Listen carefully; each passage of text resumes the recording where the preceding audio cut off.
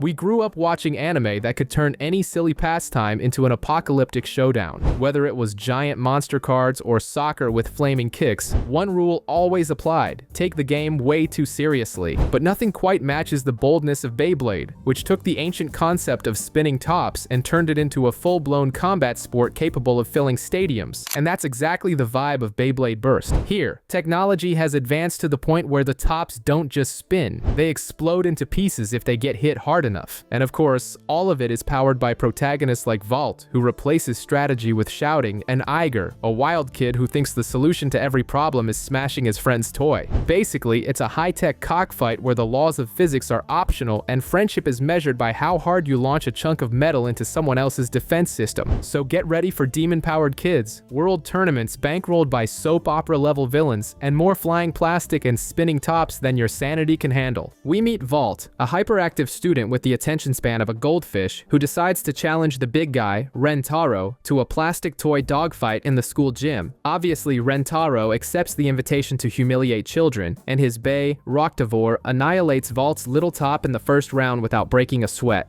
Come at me! Show who's boss, Valtriek!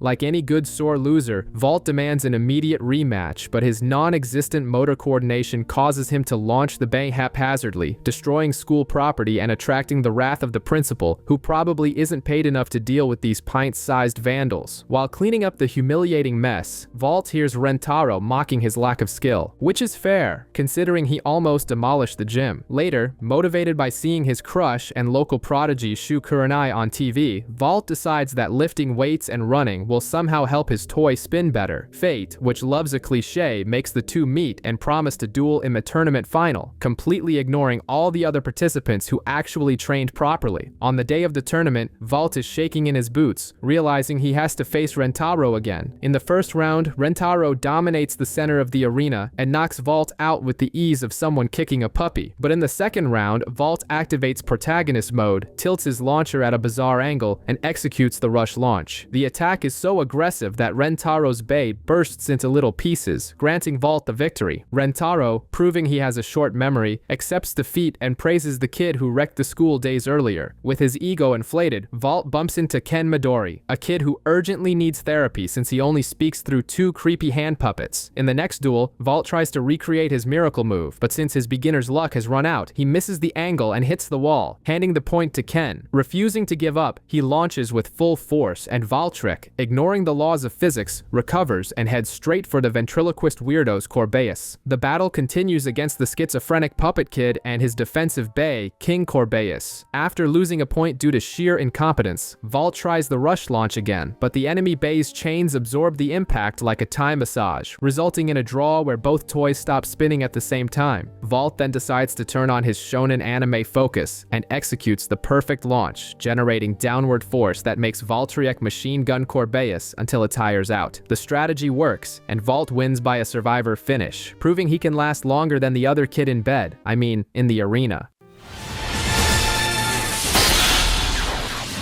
Volta gains 2 points and wins 2-1!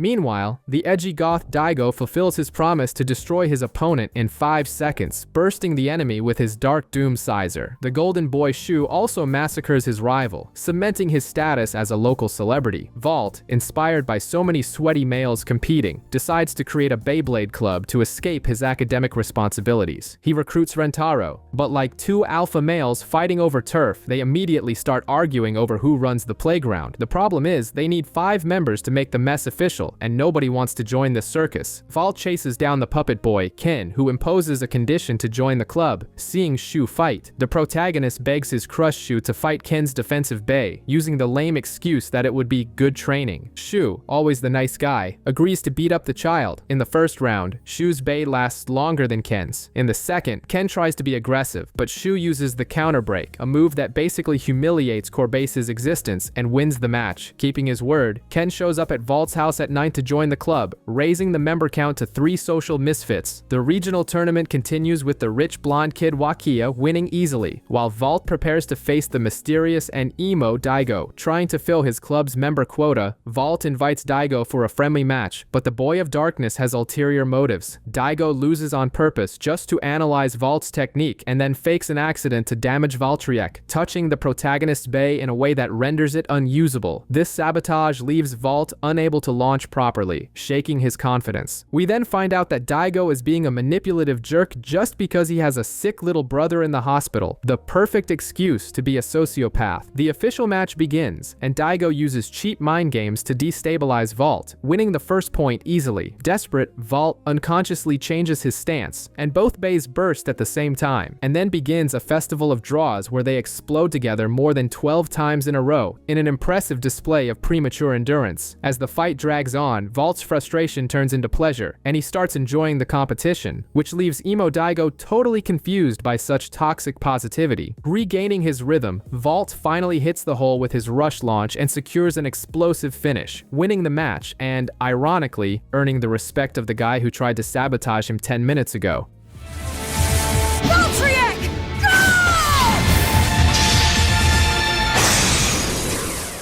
After this turnaround, Shu wins his match as usual, and Wakia mercilessly destroys his own training partner. The school principal, impressed by so many people taking spinning tops seriously, grants the club provisional status, provided they find a 5th member to complete the spinning orgy. Valt, our protagonist with a room temperature IQ, tries to master a technique he discovered purely by dumb luck, christening the atrocity the rush launch. Shu, being the only character with functional neurons in the series, explains that for it to work, Valt needs to keep his wrist stiff and straight to launch the toy parallel to the ground, but the kid has the motor coordination of a potato and keeps throwing his partner out of the arena. Meanwhile, Hoji, Wakia's unpaid henchman, shows up wanting a friendly little battle, but he really just wants to scan our hero's weaknesses. The arrogant blonde Wakia thinks Hoji is wasting time with trash, but the henchman admits he finds Valt's unpredictable style exciting. On tournament day, Hoji starts by humiliating Valt and securing the first point with his Horusude, using centrifugal force to stay spinning in the middle like a lamppost. In the second round, Hoji makes the fatal mistake of trying to use his brain and overthink the strategy, while Valt decides to shut off rational thought and act purely on primate instinct. He finally manages to stiffen his wrist the right way and executes the rush launch. Valtryek uses the stadium ramp to gain speed and face plants right onto Hoji's bay, exploding the poor thing into plastic bits and securing a comeback victory.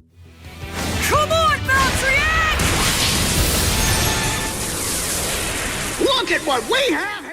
Hoji accepts defeat smiling like a fool, but the joy is short-lived. Immediately after, Wakia enters the arena, whips out his defensive Wyvern, and annihilates some random extra in seconds without breaking a sweat, staring at Valt with the look of someone who's going to make his life a living hell in the semi-finals. Shu Kurenai destroys yet another opponent just to prove he's the real protagonist of this anime, securing a spot in the semi-finals alongside Valt, Wakia, and the weirdo Orochi. Valt tries to find his boyfriend to celebrate, but finds out he's already gone to train. Meanwhile, Valt's useless sister gets stuck in a maintenance closet but is saved by Orochi, who uses his creepy bionic hearing to hear the girl's despair through the walls, subsequently deciding to stalk Valt. Later, Valt goes to make a massive bread delivery to Wakia's mansion, and Orochi appears out of nowhere to get everyone inside. The rich kid seizes the chance to take the poor kid to his private underground stadium and show who has the bigger toy.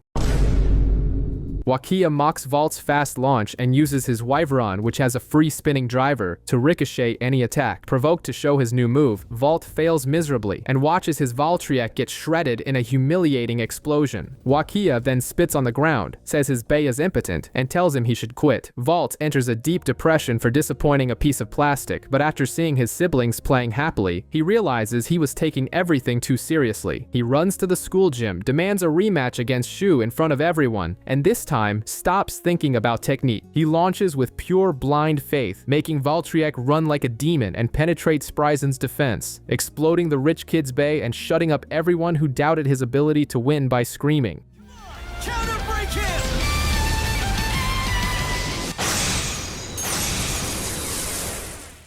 Shu goes to the doctor and receives the wonderful news that his shoulder is rotting, and if he keeps spinning tops, his arm will fall off. But like any good sports anime cliche, he tells medicine to go to hell and decides to compete anyway. Nika finds out and cries in the corner thinking she crippled the heartthrob, but Valt solves the situation by buying industrial bags of ice. Shu then starts training with his left hand, proving he can handle his tool with either hand to satisfy the audience.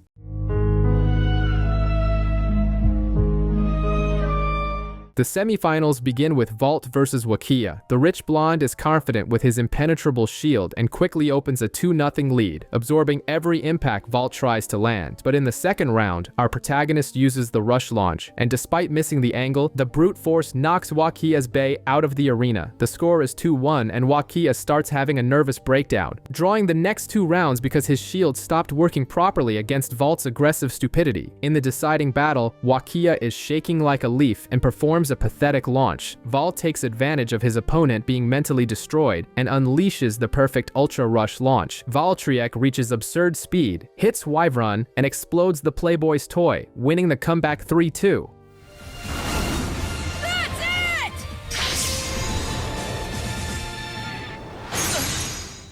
The crowd goes wild with the upset, and now the stage is set for the final between Valt and Shu, who enters the arena all patched up and fueled by painkillers to keep his promise to fight his idiot friend. While in the other bracket, Shu faces Orochi, a nutcase who thinks he's in an opera and not a plastic top fight. Orochi tries to conduct the battle as if he were a Wish.com Beethoven to destabilize the albino's psychological state, but Shu activates zero mode and sends the singing Beyblade out of the arena with a ring out. In the next round, Orochi adjusts his angle thinking he's going to blow everything up, but Shu activates extermination mode and bursts the musician's toy, securing his spot in the final. However, victory comes at a price, and we discover that Shu's shoulder is more rotten than public infrastructure, and the doctor warns that if he keeps playing, he'll lose the arm. But like any good anime character with a martyr complex, he ignores science in the name of the promise made to the protagonist.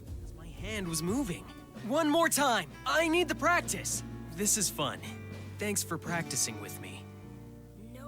Meanwhile, Valt is having a nervous breakdown, trying to hide the trembling from his friends, but ends up collapsing in tears while shoving his mother's victory bread down his throat, choking on the dough while crying like a wet baby. Later, the group meets Xander, a brute who came back just to see the brawl between his childhood friends. The final begins, and Valt decides to open with a furious attack, thinking that yelling loud wins games, but Shu knew exactly where he was going to stick his Beyblade. Spryzen executes a brutal counterattack that hurls Valtryek onto the floor with such violence that the toy bursts, giving Shu a humiliating advantage right off the bat. In the second round, even with his shoulder begging for mercy, Shu pushes his spinning partner to the limit and sends the protagonist's Bay flying out of the arena, getting one step closer to taking the trophy and sending Valt to therapy. The upper launch. Huh, he's done it. Spryzen's upper launch.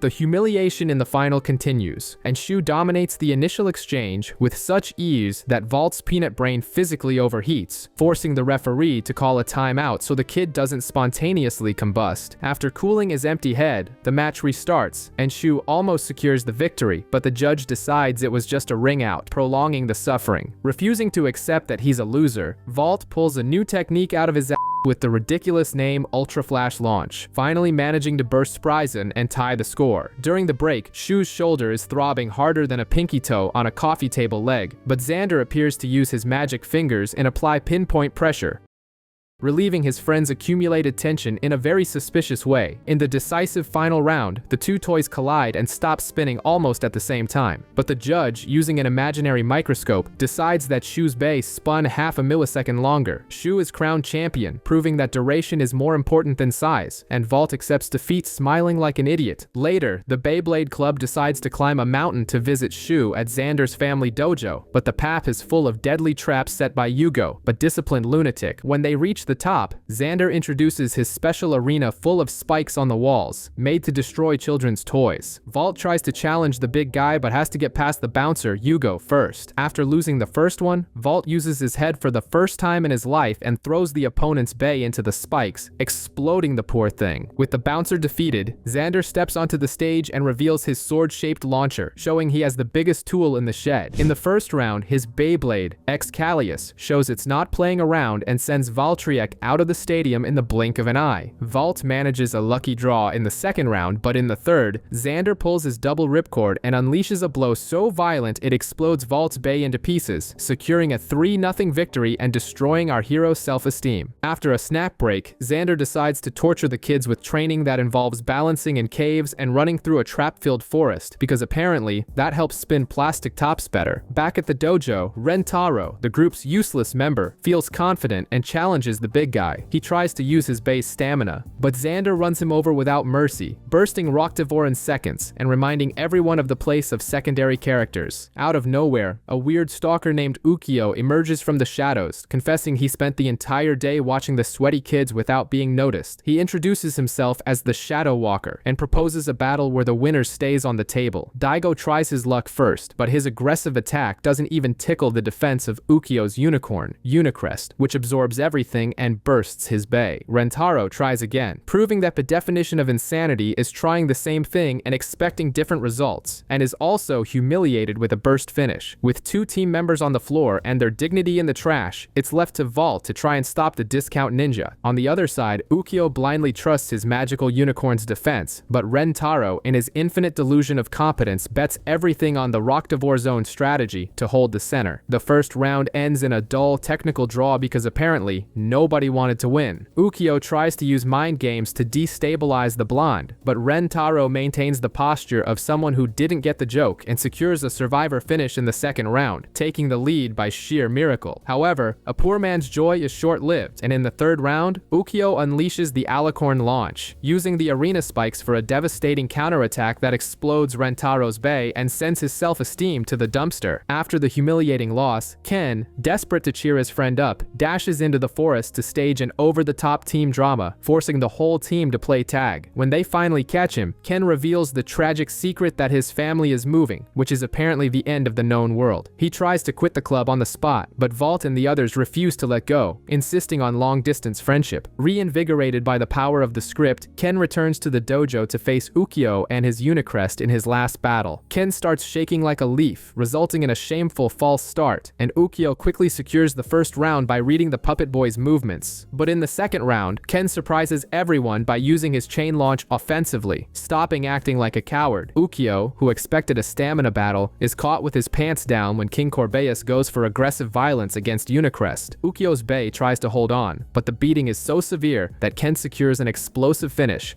You know what to do, Corbeus!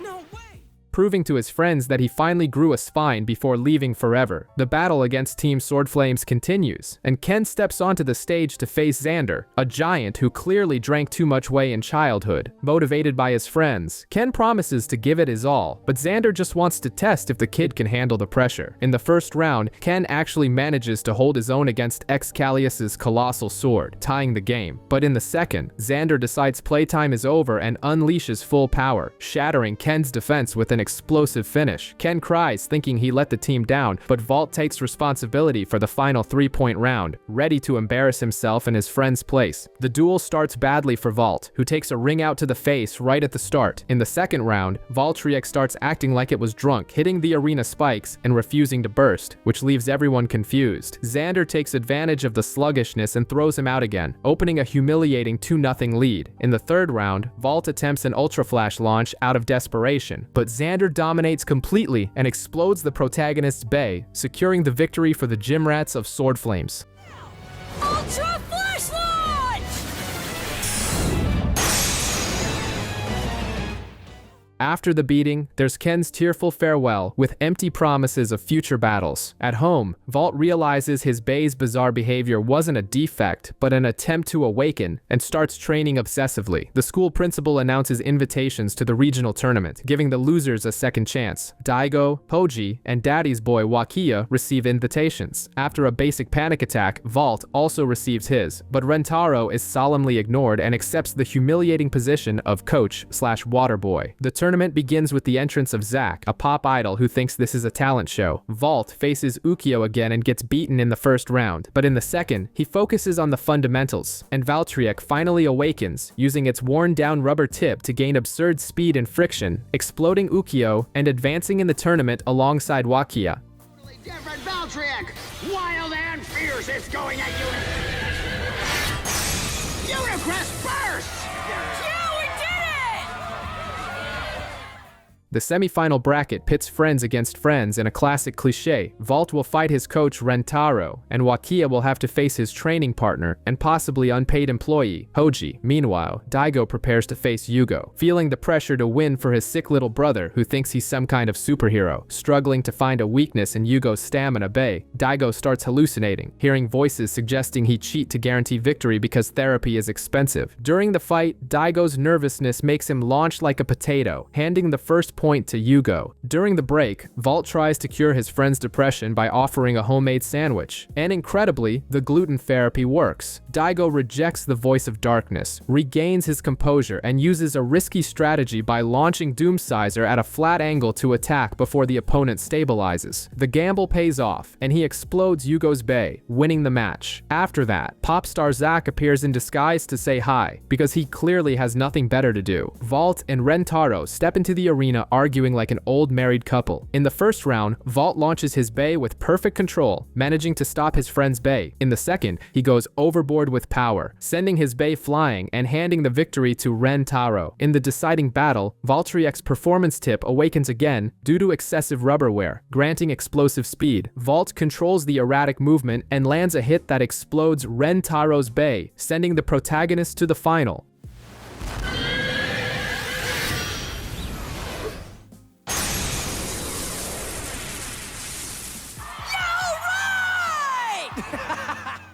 In the last fight, Wakia faces Hoji. Although Hoji has trained with him for years and his father works for Wakia's father, he decides to fight seriously. Hoji tries a surprise attack, but Wakia, who pays his family's salary, predicted everything. Wyvron counterattacks effortlessly and explodes Hoji's bay, reminding him of his place in the social hierarchy. After Wakia and Valt emerge victorious from the regionals, the town is visited by someone called the Masked Blader, who is obviously Zack wearing a low-budget costume that wouldn't fool a 5-year-old. This eccentric interrupts training and bursts Hoji's bay like it was bubble wrap before turning his attention to Wakia. And since our favorite rich kid loves being humiliated, he gets completely dominated by Zillion Zutron, realizing his power level is lower than the self-esteem of an average Reddit user. Meanwhile, the club faces a teenage crisis because Daigo is crying in the corner, wanting to rage quit Beyblade out of guilt for cheating in the previous match. Valt, who can't stand seeing people give up so easily, demands that he stays to watch the finals. In the Block A final, Valt faces off against Orochi, but he's completely unfocused. He throws the first round with a launch softer than overcooked noodles, but then Daigo shows up and his shouting forces Valt to snap out of it and get serious. Once he finally decides to actually try, Valt pulls off a burst finish and takes the win, restoring the gothic emo's competitive spirit. Suddenly, the school principal announces that the nationals will be in teams of 5, so they decide to assemble the Beyblade Megazord by recruiting Shu and the recently humiliated Wakia. The episode closes with Wakia beating Yugo just to go through the motions and the new team going to eat bread at Valt's family bakery. Because carbs are the foundation of every champion, Wakia decides democracy is over and declares himself captain, taking the kids to a mansion in the mountains that has an arena full of spikes, proving child safety laws don't exist in this anime. To test who survives, they split into teams, and the morning turns into a massacre where Valt's red team gets beaten more than the YouTube skip ad button. Shu and Wakia wipe the floor with the protagonists' faces, showing the difference between those with talent and money. At lunch, Wakia discovers his bank account can't hunt for food in the forest, while Valt tries to poison the team with bread so burnt it could be used as charcoal. In the afternoon, they swap opponents, and the game turns. Valt uses a rush launch to escape the death trap and beat Hoji, while Daigo plays dirty and throws Wakia's bay into the spikes, handing the blonde a humiliating defeat. There's still time for Valt's siblings to disappear in a storm, and when Wakia tries to play hero, he freezes on a suspension bridge because he's scared of heights. Valt has to go rescue the damsel in distress, crossing the bridge and saving the day. Realizing courage is worth more than money, Wakia hands the captain's armband to Valt, admitting that leading isn't for those who shake in their boots.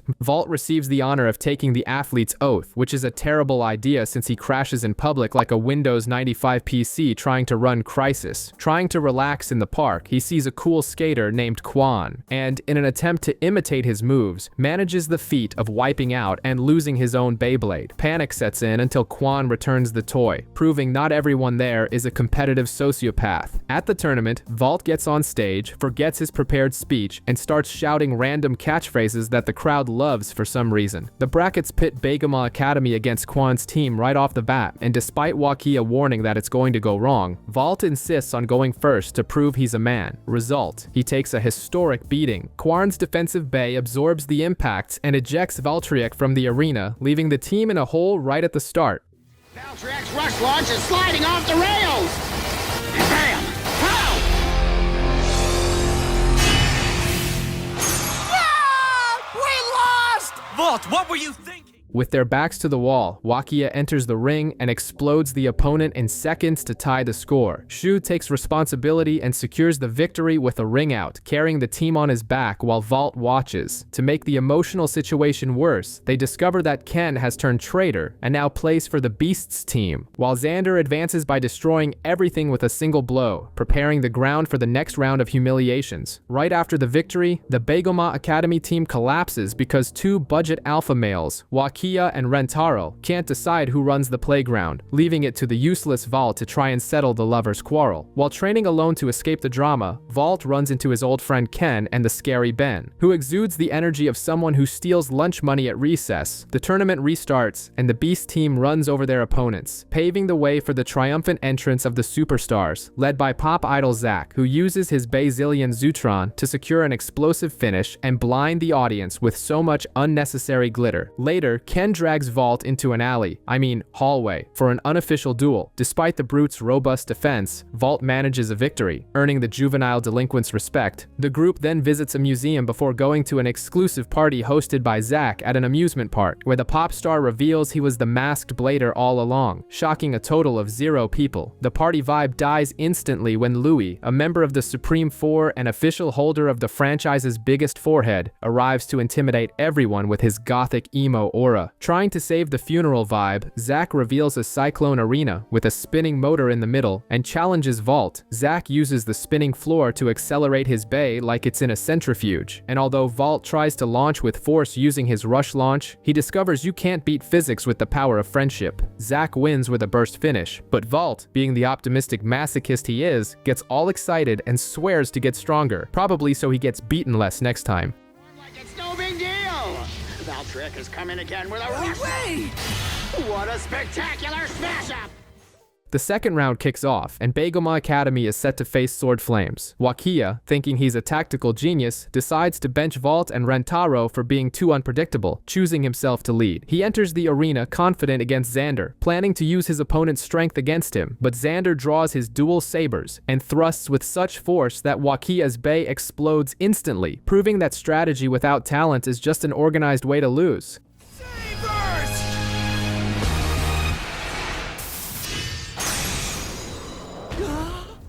With their backs against the wall, Daigo enters the second match against Ukyo and miraculously uses a functional neuron to predict his opponent's launch. He adjusts his angle, maneuvers better than a getaway driver, and secures a win via ring out, saving the team's skin. Then, Shu Kurenai steps up, and even with a busted shoulder, he decides to launch with his left hand. The opponent tries to turn the fight into a stamina battle, but Shu's left-handed grip is so good, it creates an unpredictable trajectory, finishing with a burst that guarantees victory for Baygama. After the glory, Valt visits the traitor Ken, who now plays for the enemy team, and introduces his new bay. During a quick practice session, Valt realizes his Valtryek is acting weird, about to have a super boner.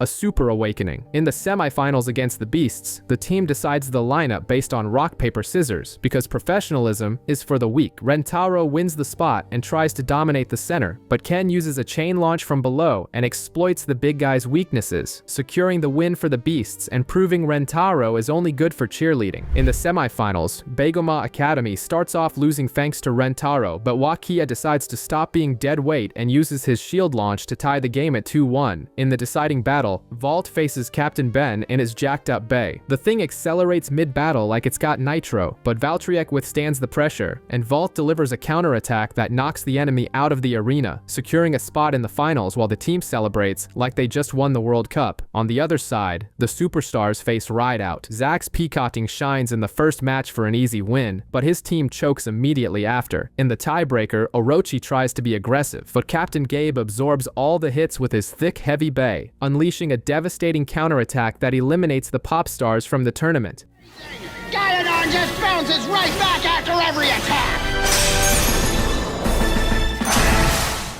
Before the final, the Begomar team embarrasses themselves in a school interview before heading to the training center, where they find Team Rideout pumping iron. While some basic trash talk goes down, Valt gets lost in the giant complex because he has the sense of direction of a dizzy cockroach and finds the champion Louis training alone in the dark room. Valt, in his innocence, asks about a past comment, but Louis laughs in his face and says he'll never be able to defeat him. When Valt, outraged, challenges him to a battle right there, Louis simply ignores his existence and uses a machine to generate a shockwave that knocks Valt to the floor, humiliating the kid without even touching his own bay. Valt returns to his friends frustrated, but determined to get beaten with honor in the final. The Begomar Academy Bay Club is training until their bones turn to dust, because apparently, spinning plastic tops requires the physical conditioning of a Soviet Marine. Shu, realizing his friends are about to have a collapse before the final against Rideout, forces everyone to go touch grass and rest. They visit Daigo in the hospital, who gives his deathbed blessing just to generate cheap drama.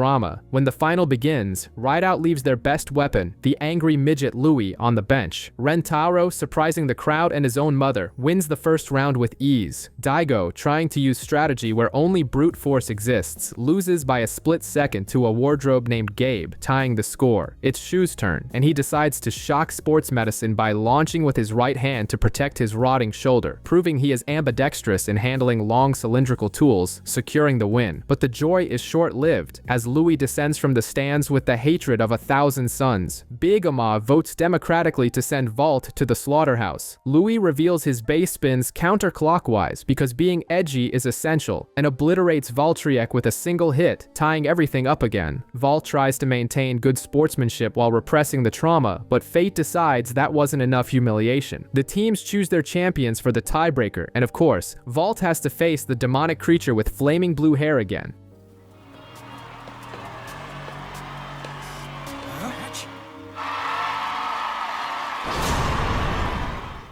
In the fifth match, Valt tries a quick launch, but Louis' top reverses rotation. In a panic, our genius protagonist grabs his own bay in midair so he doesn't watch it turn into confetti, handing over a free point for being dumb. Shu asks for a timeout to try and put a brain in his friend's head, which results in a miraculous draw in the 6th round. But in the deciding battle, Louis uses the stadium walls to gain momentum and bursts Valt's bay, securing the title for Team Rideout and destroying the children's dreams. Valt tries to pretend he's happy by clapping his little hands, which deeply irritates his friends who wanted to see him cry blood. Alone and depressed, Valt is approached by Naoki, a mad scientist with a data fetish, who lures him into a test battle just to mathematically prove the protagonist is a failure with no confidence. Devastated by exact sciences, Valt runs home crying, but the solution to clinical depression is obvious: carbs. He eats his mom's bread, which restores his will to live instantly. With a full belly and an empty brain, he runs back to the stadium for the individual tournament, arriving just in time to see Louis and Wakia massacre some extras. And guess who Valt's first opponent is? The nerd Naoki himself, who promises to humiliate him again, using Excel spreadsheets. Naoki uses his Nova Nepstrius to predict every move of our brainless hero, securing the first win and rubbing a simulation of defeat in Valt's face. The problem is that Valt's stupidity is a variable math can't calculate. In the second round, Valt launches with so much brute force that Naoki's system crashes to a blue screen, resulting in a draw. Confused and unable to predict the power of plot armor, the scientist loses the third round when Valt finally lands a burst finish. After the fight, the club meets Jin, a guy who looks perpetually sedated and claims to speak with spirits. Naoki, not satisfied with being humiliated, pulls Valt into a corner and shows him a fake video alleging Jin wins by cheating, specifically by getting too handsy with opponents before the launch. Everyone falls for the fake news and decides to become Shu's bodyguards. But Shu, being the dark gothic gothic emo that he is, ignores the protection and goes to the duel. Anticipating non-existent dirty tactics, Shu closes his eyes in the middle of the match, spiritually connects with his toy, and defeats Jin without difficulty. In the end, Naoki admits he invented the cheating story and used a laser to distract Shu, all as a social experiment to test their friendship. Valt, who has the memory of a goldfish, forgives the manipulative psychopath immediately and tells him to stop treating people like numbers, ending the day with another cheap moral lesson. While Xander and Gabe run over their opponents like tutorial NPCs, enter Akira, a generic pop star who thinks glitter wins battles and declares himself the rival of Zack the Sunshine, turning the tournament into a contest of who uses more sparkles. Backstage, Wakia declares that friendship is for the weak, abandoning the club to train alone and stroke his own wounded ego away from the plebs. Valt, being the emotionally unstable melted butter that he is, cries a river before deciding he's going to smash his friend's face in the final. Back in the arena, Valt faces Quan and takes a beating initially, but then his neurons fire a synapse and he invents the winged launch, using the wall to gain speed because the laws of physics are merely suggestions in this anime. He bursts Quan's bay and advances on pure protagonist power.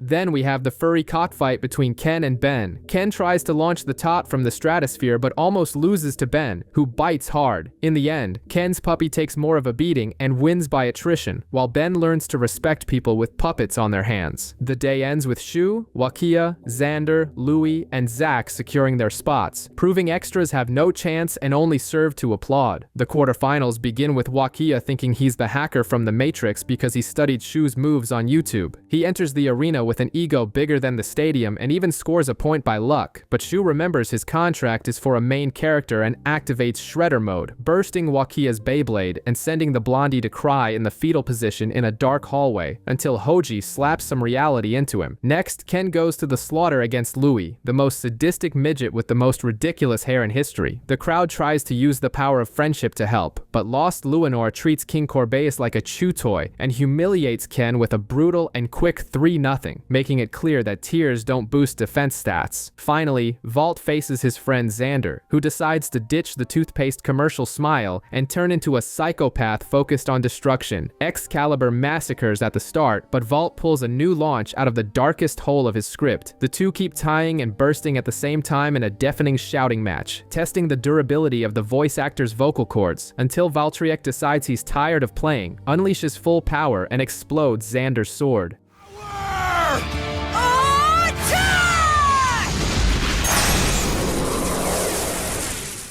The giant falls exhausted and happy to have been beaten, while Valt moves on to the semifinals, ready to suffer more bullying. We have the battle of the pop divas between Zack and the rookie Akira, in a dispute to see who spends more on hairspray and sequins. Akira starts by copying Zack's moves shamelessly, but the original shows that piracy is a crime and uses solar boost to dominate the center of the arena. Zack beats the copycat kid with 2 consecutive bursts, sending Akira back to TikTok to accept his insignificance. Meanwhile, Valt and Shu meet outside the arena for that classic moment of homoerotic tension disguised as rivalry, touching the tips of their bays to strengthen the promise, if you know what I mean. In the semi-final, Valt tries to imitate Sonic, but trips over his own greasy fingers and flubs the launch, handing a free point to Zack and proving his brain runs on firewood. But in the second round, he fixes his aim and ties the game based on ignorance and speed. In the deciding battle, Zack sets up an impenetrable defense in the center, thinking no one can penetrate his zone. Valt's base starts shaking like a leaf in the wind, losing rotation. But with a motivational scream that defies logic and Newtonian physics, Valtryek pierces the defense and explodes Zutron.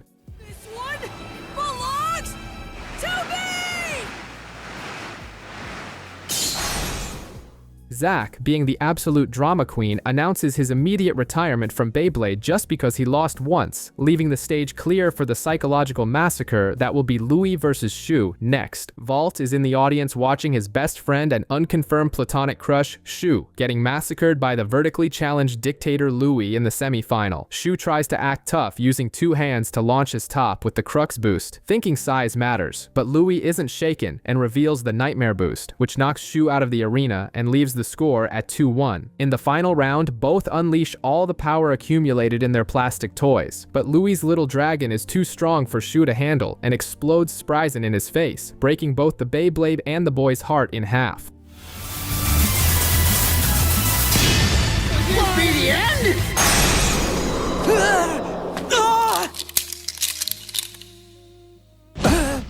Later, Valt finds Shu on the beach acting like a depressive emo, but instead of throwing himself into the sea, Shu passes his dream of victory to the protagonist. Motivated by his friend's trauma, Valt decides the best way to train aim is to blindfold himself and hit Wakia's punching bag until his senses are heightened. In the tournament final against Louis, Valt debuts the winged launch, catching everyone off guard and bursting Luinor to open a fraudulent 2-0 lead. But the joy is short-lived, because Louis gets pissed in the second round and returns the favor with brute force, bursting Valtryek and tying the game at 2-2, turning the arena into a cauldron of sexual tension and flying plastic. With a 2-0 deficit that would make any normal person quit, Valt decides to ignore the laws of physics and debuts the aerial boost, throwing himself into the air like a frog on a caffeine overdose to give his top extra speed. The suicidal maneuver works, and Valtryek comes down with the fury of a loan shark collecting a debt, executing an ultra-winged launch that bursts Louis' bay and ties everything at 2-2, leaving the audience jaw-dropped. The Herculean effort of pulling a little string leaves Valt's hand shaking like a leaf, and he calls a timeout so his friends can run and put ice on his delicate little hand. When he returns to the ring, Louis demands Valt fight with everything, proving he's into heavy masochism, and on its way to the final clash, Valtryek hits one of the cracks and shatters completely.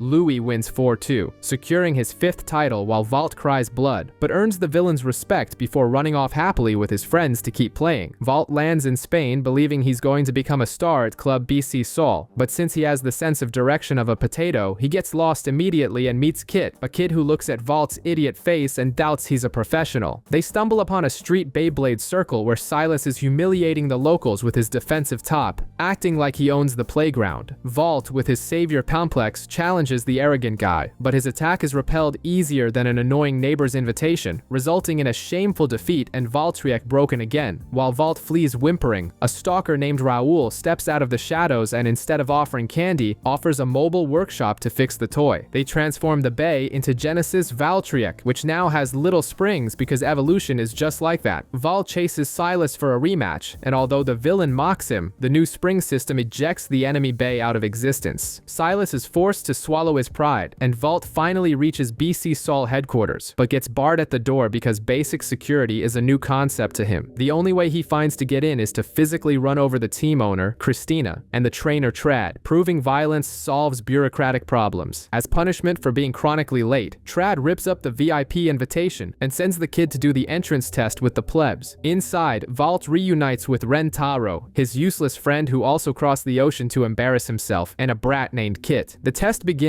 and Ren Taro draws his berserk Rocktavor, aggressively spinning his blonde wig to explode a random extra and impress the crowd. In the corner of the room, Free de la Hoya, the depressive blonde and world's best blader, watches everything with the excitement of a door until he sees fresh meat. When it's Valt's turn, he almost trips over his own launch because controlling Valtryek's new system requires more neurons than he possesses, but the bay bounces off the wall, gains absurd speed, and bursts the opponent on pure luck. Fate decides to be cliché and pits Valt against Rentaro for the only available spot. Rentaro swears his evolved bay has infinite stamina and dominates the center like he owns the lot, repelling the protagonist's pathetic attacks. But when the blonde's victory seems certain, Valt activates cheat mode using the wall for a spring attack, turning Valtryek into a guided missile that explodes Rocktavor into smithereens. Valt wins the spot, but the team owner decides to hire Rentaro too, turning the entire competition into a waste of time. Free finally comes out of his coma and challenges the protagonist, sniffing out the potential for chaos. Now living as refugees in the BC Sol dorms, Valt and Rentaro are desperate to get off the B team and prove they aren't just dead weight. The golden opportunity arises when a team called Sunbat United challenges them to a friendly, and the only way to get on the main squad is to survive a test against the god of boredom, Free de la Hoya. The blonde arrives late, looks at the rookies with disdain, and decides that using a launcher is for weaklings. He grabs his Drain Fafnir and spins it by hand, literally hand cranking the rubber in front of everyone.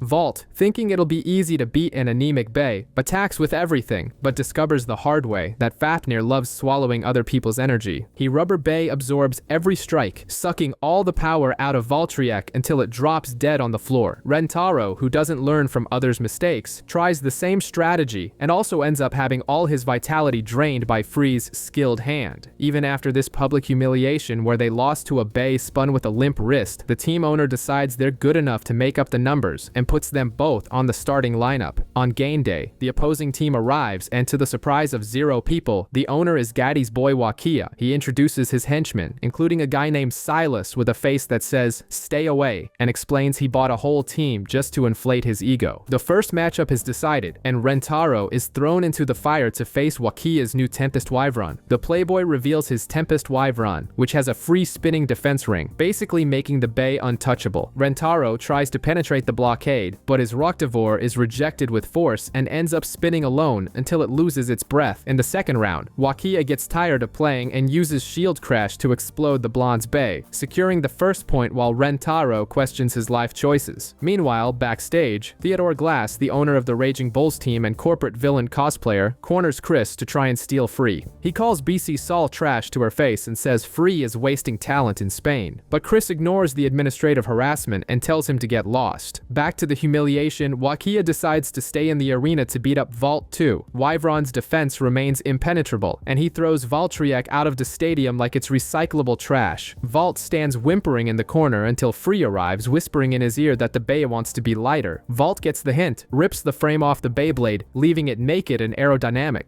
In the next round, Valtryek becomes a blue blur. When Wakia tries to finish it, Valt uses the wall again to gain momentum and with ridiculous speed pierces Wyvron's defense, exploding the rich kid's toy and tying the game.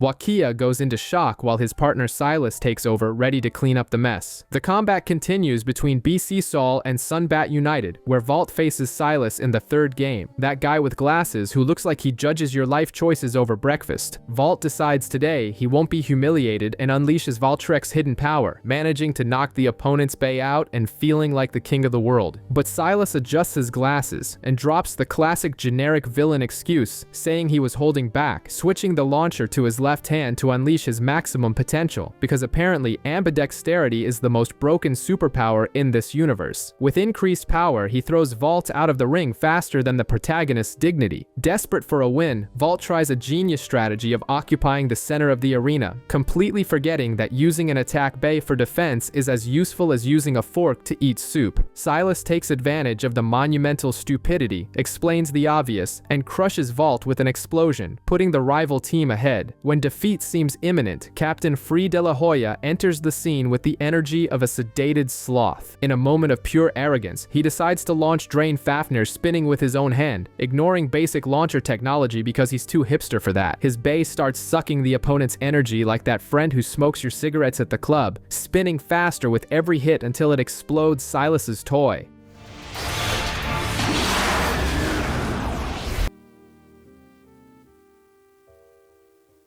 The victory ties the series and forces a tiebreaker where Rentaro will have to prove he's good for something other than holding the fan. It's time for the tiebreaker, and Wakia throws a tantrum wanting to fight Free, but it's a classic case of you can't always get what you want, forcing him to face Rentaro. Rentaro pulls a technique called Ultra Roctivore Zone out of his pocket, which sounds like the name of a low-budget rave party, but it manages to survive Wyvron and secures an explosive victory, winning the tournament for the team. Silas gets so disgusted with his teammates and that he rage quits in real life and leaves Sunbat United on the spot. Back at base, the bosses decide to torture the kids with physical conditioning before announcing that everyone, except the untouchable Free, has to fight in a corporate battle royale to keep their jobs. Valt defends his spot by crushing a guy named Django with ease, but out of nowhere, Silas appears at the door wanting to join the team just so he can stalk Free up close and eventually defeat him. To prove he's not just all talk, he challenges Rentaro, who tries to use his new defense defensive strategy again. Silas reads the move like it's a preschool primer, unleashes a cyclone loop, and explodes Roctivore instantly. The team owner is impressed by the brutality and hires the guy immediately. Poor Django gets demoted to the B team, gets offended by the savage meritocracy, and decides to quit the anime, leaving Valt and the others traumatized by the staff turnover in this spinning top sport. Determined not to get fired, Valt tries to adjust to the hostile climate, but trainer Trad decides to punish the kid for arriving late. Instead of complaining to the union, Valt runs laps until he collapses from exhaustion with a smile on his face, proving the masochism is strong in him, and confusing everyone with his golden retriever energy. Meanwhile, a veteran named Stan decides to do some corporate bullying, accusing the rookies of being carried by Free. Rentaro invades the boss's office like a burglar and finds a heavy launcher, and when he gets caught red-handed, Trad drops a cheap motivational quote and lets him use the equipment just to see what happens. During the night, Valt's sadomasochism inspires everyone to have a giant battle royale to boost morale. The next day, the qualifiers for the European League begin, and Free is already guaranteed, obviously. Valt faces Stan and loses the first point, but then Valtryek decides to toggle hacks, reboots in the middle of the battle, and explodes the adversary's bay based on pure plot armor. Afterward, Rentaro debuts his new stolen toy against Silas. Silas wins easily using a drift move, but since he's an arrogant jerk who underestimated his opponent, the boss decides to punish his ego. She announces that Valt and Rentaro will be starters alongside Free, while Silas will warm the bench to learn to humble himself, getting the team ready to be humiliated by the Germans. In the next episode, the European season begins, and BC Saul prepares to face the Germans from Top Wand, whose star player is named Kuza, which is already a joke I don't even need to finish. While the team studies the opponent's bipolar bay, our protagonist Valt continues to be a disaster in practice, failing miserably to replicate a launch he did purely by luck. To make the humiliation worse, he finds Kuza doing acrobatics on the street and loses his precious Valtrek to a thieving bird, proving his intelligence is inferior to that of poultry.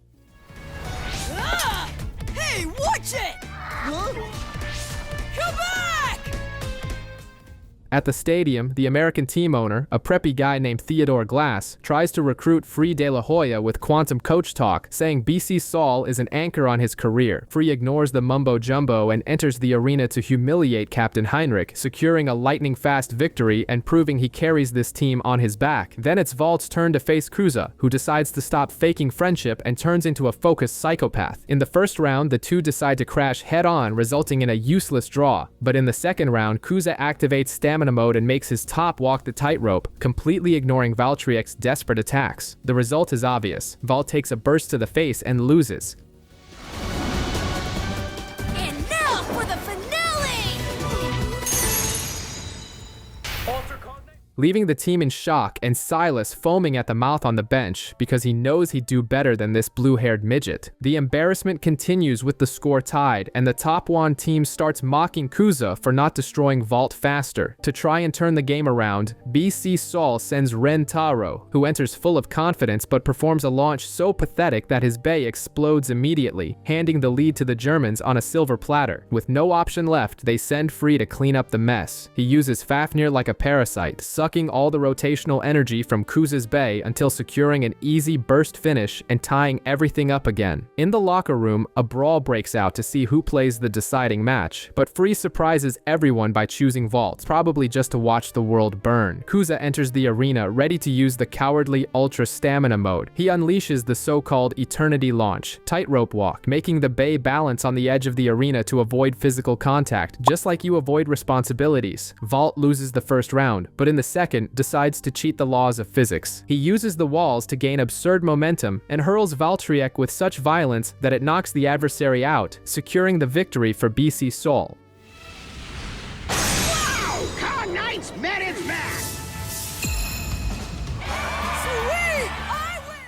While the team celebrates like they just won the World Cup, Free slips away to finish his suspicious little chat with the rival team owner. The euphoria of victory is short-lived because Silas is still pissed off about being benched, questioning the team owner, Christina, who basically tells him to shut up and accept it. The team discovers they've climbed the world rankings, and that old friend Shu has now become a dark gothic emo fighting for the American team as one of the Supreme Four. Envy begins to reign among the irrelevant veterans, and a guy named Stan challenges Valt to a battle nobody nobody cares about. Meanwhile, Silas starts acting like a stalker, watching Free train in the woods before disappearing. Panic sets in at the base when they discover Free has signed a contract with the American team and is abandoning ship. Desperate at the loss of the only player worth anything, Valt runs to the forest and tries to use the old power of friendship through battle tactic. But reality is cruel. Valt attacks with everything, but Free's Fafnir absorbs the hits with the same ease a black hole swallows light. Free humiliates the protagonist without breaking a sweat and walks away without looking back, proving loyalty doesn't pay the bills, leaving Valt crying in the dirts and BC Saul completely screwed without their biggest star. Chaos reigns supreme at BC Saul now that Free decided to ditch everyone and go buy milk in the States with the Raging Bulls. Trad, the manager who looks like he hasn't slept in 3 weeks, tries to plug the hole left by Free by promoting Valt and Rentaro, which is basically trading a Ferrari for 2 tricycles with missing training wheels. The result is obvious, and the team takes a humiliating beating from BK Nord, causing Stam, a glorified extra, to blame the rookies for the embarrassment they're enduring. Meanwhile, Free is over in America, not giving a single damn about the Bulls' luxury facilities, proving he's blasé on any continent. Back at the Circus of Horrors, tensions rise, and Silas decides he's tired of carrying this bunch of zeros on his back and threatens to quit the server. In the midst of this collapse, Ivan, a random from the bench, shocks absolutely no one by announcing his retirement from blading to become a trainer. He turns to Valt and gives him the real talk. His talent is watching others play, not participating in the action, a classic excuse for someone who can't handle the meta. Even with this loser motivational speech, BC Saul gets thrashed again, this time by BC Galleon, with Valt and Stan losing faster than a paycheck vanishes on payday. With the team looking like a train wreck in slow motion after Free's escape, the mood at BC Saul is funereal. The arrogant Silas tries to jump off the sinking ship, but Rentaro, in a pathetic attempt at leadership, challenges the guy to a battle. The result is Rentaro getting tossed out of the arena like garbage. Valt tries to defend his friend's honor but gets shredded with the same ease, proving that their consistency in failure is impressive. Silas, seeing he's surrounded by amateurs, decides to stay, but only to boss everyone around and remind them daily how pathetic and heavy they are to carry. But the humiliation takes no days off. They find out their next opponent is AS Gallus, led by their former Diet Goth friend, Daigo. Valt and Rentaro rush to meet the kid, who introduces his new toy, Crusher Doomsizer. In a friendly demonstration of violence, Daigo bursts Rentaro's bay instantly. Not satisfied, he uses a technique called Double Strike on Valt, ensuring another explosive finish and making it clear his scythe has gotten bigger. I got steamrolled too. We were like pigs. He even invites the two to switch teams because nobody deserves to sync with BC Saul. Despite rejecting the offer with that talk about loyalty, Trad, the genius of mistrust, thinks they're colluding and cuts both of them from the starting lineup. Rumors of betrayal run wild, but Shasa sees Valt training like a convict and convinces the team owner Chris to stop being stupid. On game day, Valt is reinstated alongside Silas and Stan, ready to face a Daigo who is dying to prove that friendship is cool, but winning by beating the crap out of your friends is way better. Daigo reveals he bailed on Japan to surpass his limits, which is code for tired of being a side character. In the first round, Valt enters confident that protagonist power will save him, but he gets a reality check when Doomshizer slams a double strike into Valtriex's face, causing a burst and giving the French the lead. Needing to stop the bleeding, BC Saul sends in Stan, who miraculously does something useful and knocks opponent Alan out of the arena, tying this mess up. In the third match, Silas takes the stage to humiliate some poor guy named Rock, mocking the dude for relying on data and spreadsheets in a magical spinning top game. When Rock tries to attack from below, Silas uses his Cyclone Loop and bursts his bay, turning the game around for BC Saul. Daigo, seeing his team shaking in their boots, gives that generic motivational speech. He enters the fourth round, and Valt, masochist that he is, asks for a rematch. This time, Valt decides the strategy is to run like hell, making Valtriek move at a speed that defies physics and anime rendering. When Daigo tries to use his special move again, Valt counters with a totally irresponsible aerial flying attack. The collision bursts Daigo's bay, securing the victory for BC Saul. While Daigo promises to analyze the data of his defeat like the nerd he is, a mysterious stalker watches Silas from the shadows, probably planning the next arc of suffering. As BC Saul prepares for the final match of the European League, Valt decides the best strategy is to train until he nearly passes out from exhaustion, proving that intelligence was never the main main attribute of this spiky-haired protagonist. On the other side, Silas realizes he's being watched by a stalker named Gasim Madao, which makes him more nervous than a cat in a room full of rocking chairs. To make matters worse, Chris, the team owner, has a bout of temporary insanity and names Valt interim captain, a decision that makes anyone with a functional neuron question the management of this team. Silas, however, ignores the hierarchy because he recognizes the stalker from his days as a dojo buster, fondly remembering the time he humiliated Gasim in a Muay Thai dojo and crushed his Beyblade like it was made of paper mache. Valt and Silas try to play spy by invading the Royals' practice, but they get caught faster than a student cheating on a test. Gasim shows up to save the day and promptly dives headfirst into an ego showdown with Silas. Turns out, he's been holding onto the shards of his broken bay like a hoarder seeking vengeance. Gasim introduces his new partner, Maximus Garuda, but Silas, with the arrogance of a rich teen on Instagram, says the result will be the same and completely ignores the danger. The match begins, and Silas launches his kinetic Satome with the confidence of someone who won the lottery before the draw. He expects an easy win against what he considers an amateur, but receives an express lesson in humility. Gasim's giant chicken, Maximus Garuda, uses absurd aerodynamic force to nullify attacks and absorb impact like a titanium sponge. To the general shock of the nation, Gasim runs over Silas with a burst finish, securing the victory for the Royals and leaving the green-haired arrogance machine looking like he ate a sour lemon upon realizing the rival he mocked is now his nightmare. It turns out Arthur Lawrence, the Royals captain, recruited Gasim and gave him Maximus Garuda, an overpowered stamina bay, specifically to destroy Silas's career. In the second round, Valt decides shoes are overrated and resolves to battle barefoot to mimic Gasim's style, while his teammates look at his feet with disgust and skepticism. This tactic of unleashing tactical foot odor surprisingly works, allowing him to anchor to the ground and destroy Arthur's bay. Rentaro, who nobody expected to be useful, beats the so-called George Starr and puts BC Saul in the lead. However, the joy is short-lived because Gasim comes back to beat Valt and tie everything at 2-2, forcing a final tiebreaker. The team's fate falls into Silas's lap again, who needs to face his vengeful stalker one more time. Gasim attacks with the ferocity of a rabid animal trying to break Silas's toy just like he did in the past, but this time Silas activates Zen mode, uses his roller defense to deflect the golden chicken strikes, and unleashes the Cyclone Loop move. He bursts Gasim's bay, securing the victory and a spot in the World League. 2-0. BC Seoul wins 3 games to 2.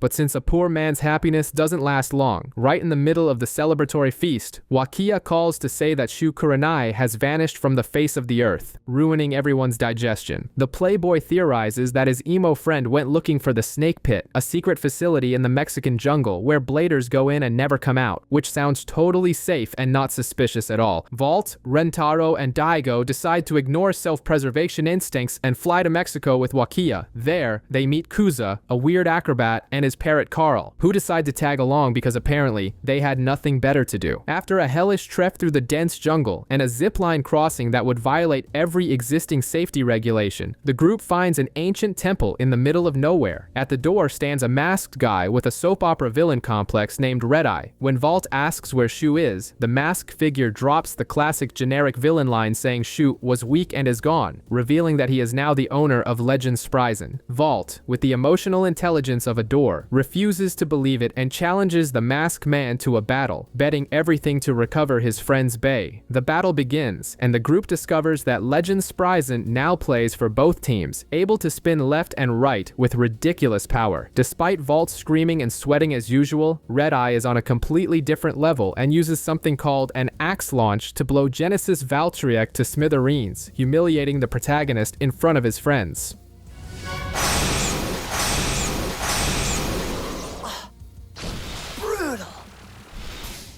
The masked man enters the temple and slams the door in their faces, leaving the group outside looking like idiots. Valt, stubborn as a mule, decides the only logical solution is to invade the temple and beat everyone up until he finds Shu. Before Valt starts crying, the asylum owner, Ashton, invites the gang inside to watch children suffering physical exhaustion over spinning pieces of plastic. The cult operates on brutality, where the weak go in the trash. Ashton proposes a sadistic little game. If they beat the Shadowbladers, who are bootleg goth knockoff versions of the protagonists sold at a flea market. They earn the right to get beaten by Red Eye. Rentaro, the group's useless member, thinks he can tank Yellow Eye and his Shadow Rocktivore. The blonde tries to copy the enemy's strategy but takes a shameful beating. His Bay bursts in the second round and the floor opens up to swallow the loser like a chemical toilet flush. With one man down and the mood heavy, Daigo puffs out his chest and decides it's his turn to embarrass himself against an evil lookalike named Black Eye. The villain gets the prediction right for the first round, but Daigo decides to ignore the script, trusts his own strength, and bursts the opponent's Bay with a burst finish, causing Black Eye to be discarded into the recycling bin by the operations boss. The group advances to a room full of deadly spikes, because workplace safety is a joke here, where Kuza faces Gray Eye. The maniac keeps jumping from the ceiling like a drugged monkey to gain momentum from gravity, but Kuza remembers his circus past is good for something other than wearing colorful clothes. He pulls a suicidal bat flip launch, which coincidentally works to crush Shadow Cognite and eliminate another clone. Finally, we reach the freezer stage, where Valt has to fight Azurai Eye. Our brainless protagonist embarrasses himself slipping on the floor like Bambi on a frozen lake, handing the first victory over on a silver platter. But after taking a deep breath and trusting his plastic partner, Valt stops his legs from shaking, unleashes an attack that destroys Shadow Valtryek, and clears the area to finally get thrashed by the masked boss at rock bottom, literally. Valt uses the reboot cheat code to finish off Azurai Eye on the ice and prove miracles happen. It's the spoiled rich kid Wakiya's turn to face Violet Eye in an arena suspended high in the air. The problem is the playboy is scared of falling and shakes like a leaf, which the villain exploits to secure a humiliating victory and throw Wakiya out of the ring. Red Eye, tired of watching this amateur hour, crashes the party and challenges the entire elite of the cave to a battle royale, bursting everyone at the same time with his super vitamin-enriched Legend Spryzen. He then calls the trio of protagonists for a 3-on-1, thinking it's not enough to humiliate just one at a time. The idiots try to come up with a strategy where Kuza tanks the damage while the others attacked, but the masked man sees right through it and sends an axe launch that bursts all three bays in a glorious ejaculation of plastic parts.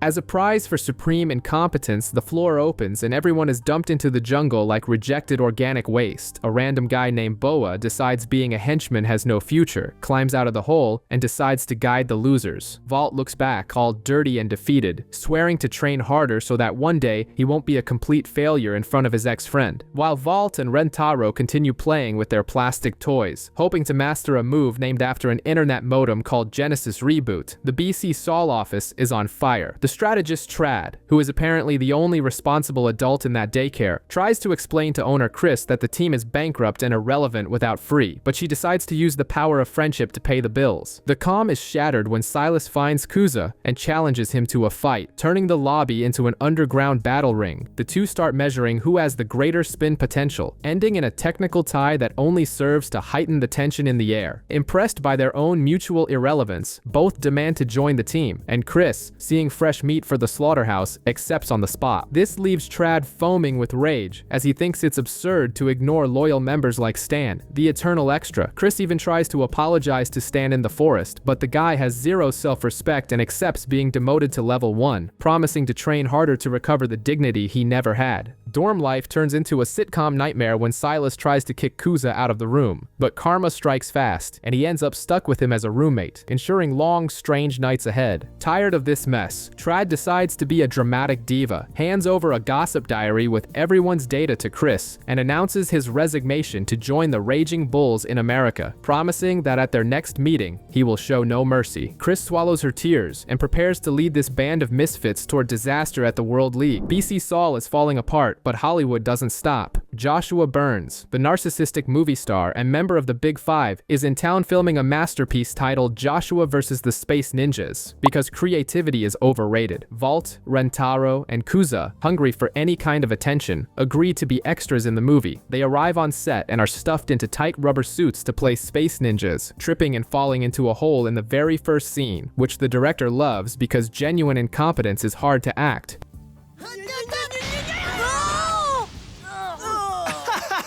That was sweet! Not bad for your first scene. During the break, Wakia shows up trying to buy Joshua's contract for his team, but gets historically rejected because the actor only hangs out with people who have the same level of inflated ego as him. Bored with the script that didn't involve humiliating real children, Joshua demands the film's climax be an unscripted battle against the members of BC Saul. Kuza, thinking his circus acrobatics will save the day, is the first to offer himself as a sacrifice. The battle begins, and Kuza tries to penetrate the star's defense with his warp launch, thinking he's top dog, but Joshua, with the calm of someone who knows the script is on his side, reveals the wind wall of his blast genius. He activates Cyclone Counter and bursts Kuza's top with the ease of popping bubble wrap, defending the fictional princess and receiving applause, while Valt, who never learns, is already in line to be the next victim of this horror show. Still on the set of that ridiculous movie, Ren Taro is chosen to be Joshua Burns' next punching bag. In the first round, he miraculously wins, and for a second, this idiot believes he's talented, not realizing Joshua only let himself lose to heighten the drama of the scene. As soon as the director calls for real action, Joshua stops playing around, pulls up his wind barrier, and shreds Rentaro's Roctavore with a burst finish, reminding everyone who's boss in that joint. At lunch, the crew realizes Joshua is a prissy guy who refuses to put the cook Ange's homemade food in his mouth, proving he'd rather starve than mix his refined palate with the plebs. Wakia, already annoyed at being rejected earlier, decides the best way to deal with frustration is to bet his own dignity in a battle. If he wins, the star joins the team. Joshua accepts, probably laughing on the inside. Wakia attacks with everything, trying to penetrate defenses with his hyper shield crash, but Joshua's genius absorbs all the impact and spits it back with a brutality that sends Wyvron to the scrap heap. Clone Wall!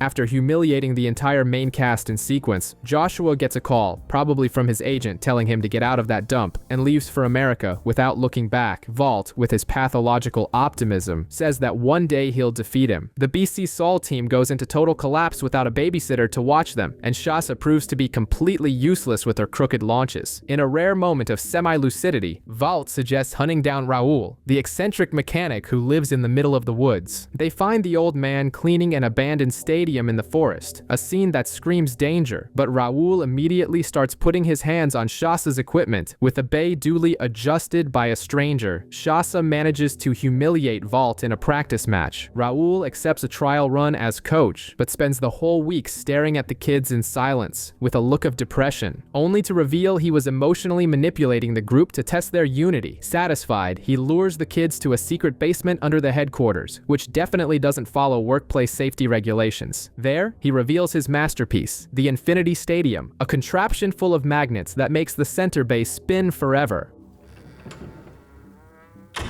Ta-da! The Infinity Stadium! Valt tries to shove his bay into the center hole with full force, but gets rejected by the laws of magnetic physics. Impressed by the technology that prevents the protagonist from winning, Chris officially hires the old man from the basement. Meanwhile, Joshua Burns decides to quit his job to become a full-time stalker of Free de la Hoya. He drags his sister to the zoo, but Free treats him with the same relevance as an extra in a Mexican soap opera. Desperate for a little male attention, Joshua chases the boy through the city until cornering him on a roof and forcing a battle of plastic tops. Joshua whips out his blast genius and raises a wall of wind, thinking no one can penetrate his impenetrable defense. But Free's Fafnir drains his energy until the poor guy runs dry, securing a humiliating victory. Free apparently likes weirdos and decides to join the Stalkers team, the Raging Bulls, just to study this rare species of idiot up close. Back in Spain, the folks at BC Saul watch the betrayal live on TV, looking like they ate something bad. The Raging Bulls win the first match of the World League without even sweating, which only motivates Valt to keep torturing himself in the magnetic stadium, in hopes of one day meeting his ex-teammate boyfriend in the arena again. Valt receives a letter from his old rival Xander, who decided to become Brazilian and join Team SB Rios. In a testosterone-fueled flashback, we see Xander sweating buckets at a forge, banging his big hard tool on hot metal until he expels all his willpower into the creation of Surge X Callius. Now in Brazil, Xander invades the team base with sheer ignorance and crosses swords with Renwu Sun, until begging director Banner Clay to let him join the fun. fun. Clay agrees, but only if Xander can satisfy 100 bladers in a row in the 100 blader challenge. Xander starts by wiping the floor with low-level extras, but fatigue sets in, and to make matters worse, it starts raining to get the stadium hole all nice and wet and slippery. When he's on his last legs, the sadistic director changes the rules and orders Xander to handle 5 guys at once, including the main members. Xander accepts the Bay gangbang, unleashes the new triple saber ability, and bursts all 5 opponents simultaneously in an explosion of white glory.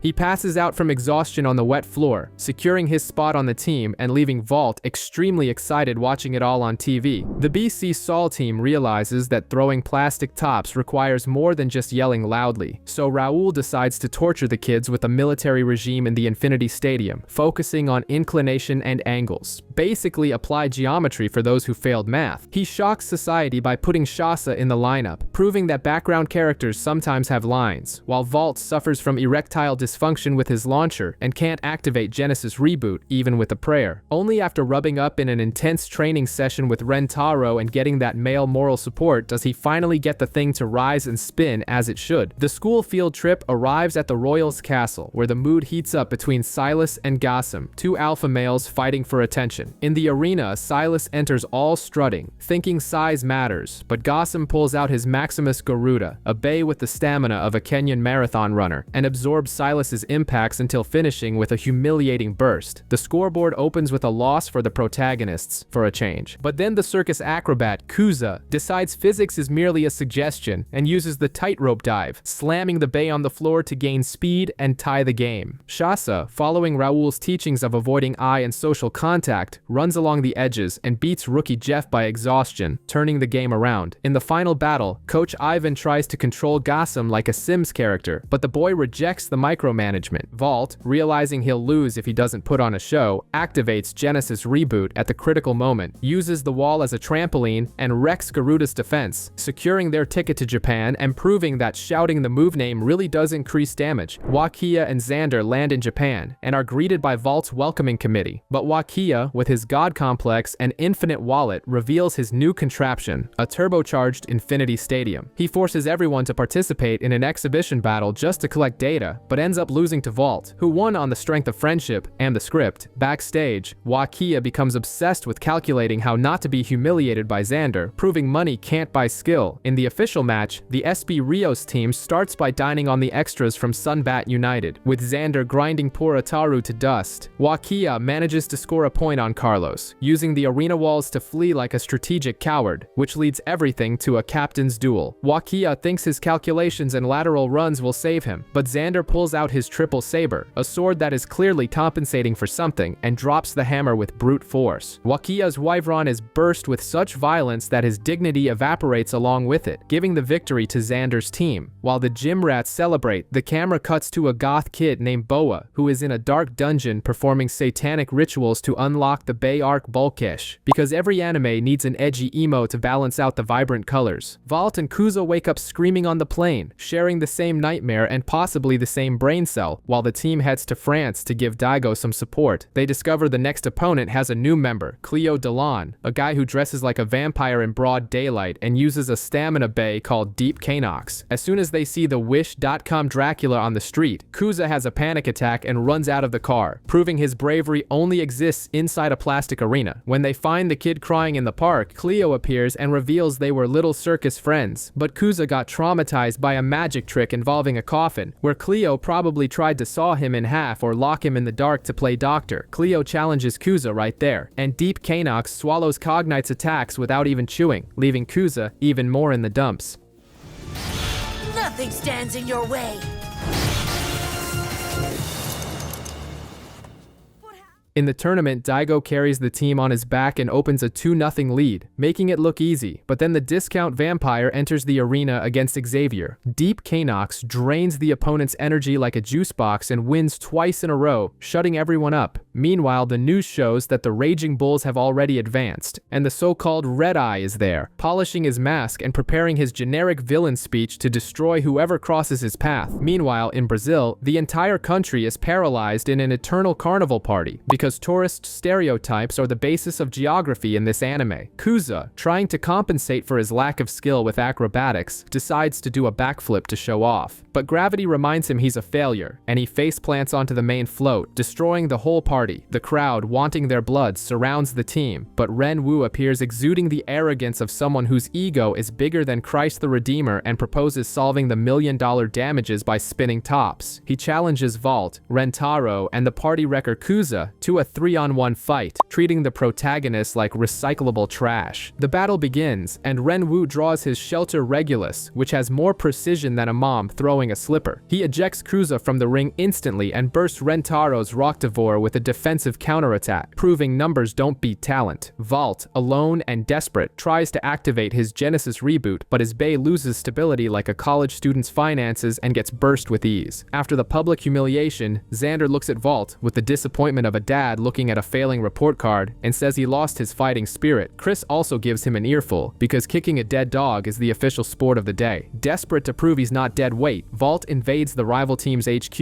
and demands to do the 100 Bladers test. He spends hours battling against 100 random extras, sweating more than a plastic container lid in a microwave until regaining his manhood by bursting the last opponent. Xander finally admits the kid is back to being a functional addict, and everything ends with the start of the semi-finals. The World League semi-finals kick off with pure testosterone, as Xander, the gym bro who skips leg day, stares down Silas. In the first round, Silas thinks he's hot stuff with a solid defense, but in the second, Xander decides to use the architecture to his advantage. He uses the stadium walls to gain momentum and unleashes the triple saber, bursting Silas's bay with the delicacy of a rhino in a crystal shop, securing the first point for the beefcakes from Rio. Meanwhile, on the other side of the bracket, Joshua Burns wins his match, but nobody cares because we cut back to the main duel where Stan and Rickson star in the battle of the forgettable NPCs. Rickson, however, decides today isn't the day to be a background character and wins with survivor finishes, tying the score for BC Saul. Back on the other side, Cleo faces Daigo and his usual nihilism. The pseudo-vampire uses deep Kanox with annoying stamina, and although Daigo tries to be the ultimate edgelord with his Doomsizer, the vampire's endurance is stronger than Daigo's will to live. He loses by a survivor finish, tying up their series too. The heat is turning up in the semifinals, and Kuza steps into the arena to face Ren Wu, thinking that switching his Bay to Ultra Attack mode will compensate for his chronic incompetence. But Ren Wu reads his moves with the ease of someone reading a children's book, activates Shelter Regulus's defense, and bursts Kuza's Bay, throwing BC Saul into the pit again. Shelter defense!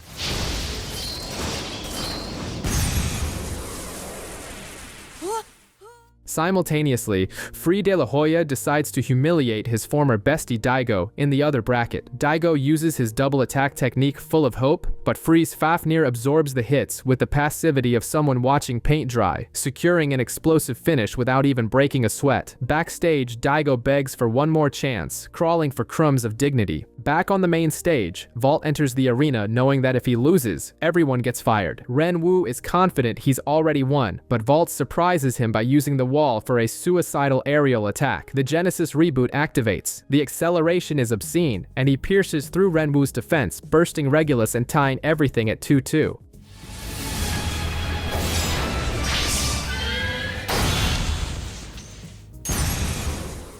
On the other side, Daigo gets his extra chance against Joshua Burns, who toys with the audience and knocks Daigo out of the ring faster than you close a YouTube ad. He tries to use a double strike thinking it'll shake things up, but Joshua Burns keeps that annoying confidence of someone who knows the script is on his side. This Joshua guy activates Cyclone Wall, which is just a wind wall for people who can't throw hands, and finishes Daigo off with a burst finish, sending the goth to cry in the shower while the Bulls head to the finals laughing in everyone's face. Meanwhile, BC Saul is in a mediocre mediocre tie against SB Rios, and of course, the decision falls into Valt's lap against Xander, that childhood friend who took too much whey protein and forgot to grow a brain. Xander comes in aggressive, shoving Excalius's sword in Valt's face with a triple saber that knocks the protagonist out of the arena in a humiliating ring out, proving that size does matter. But Valt, with that toxic shonen protagonist optimism, refuses to accept defeat. In the second round, the giant tries to crush Valtryek again, but Valt activates the Genesis reboot, making his Beyblade bounce around the arena like a confused cockroach running from a sandal. Just when Xander thinks he's going to land the final blow, Valtryek delivers an aerial kick, explodes Xander's Big Bay, and secures the victory for BC Saul, sending them to the finals to be humiliated by Joshua in the next phase.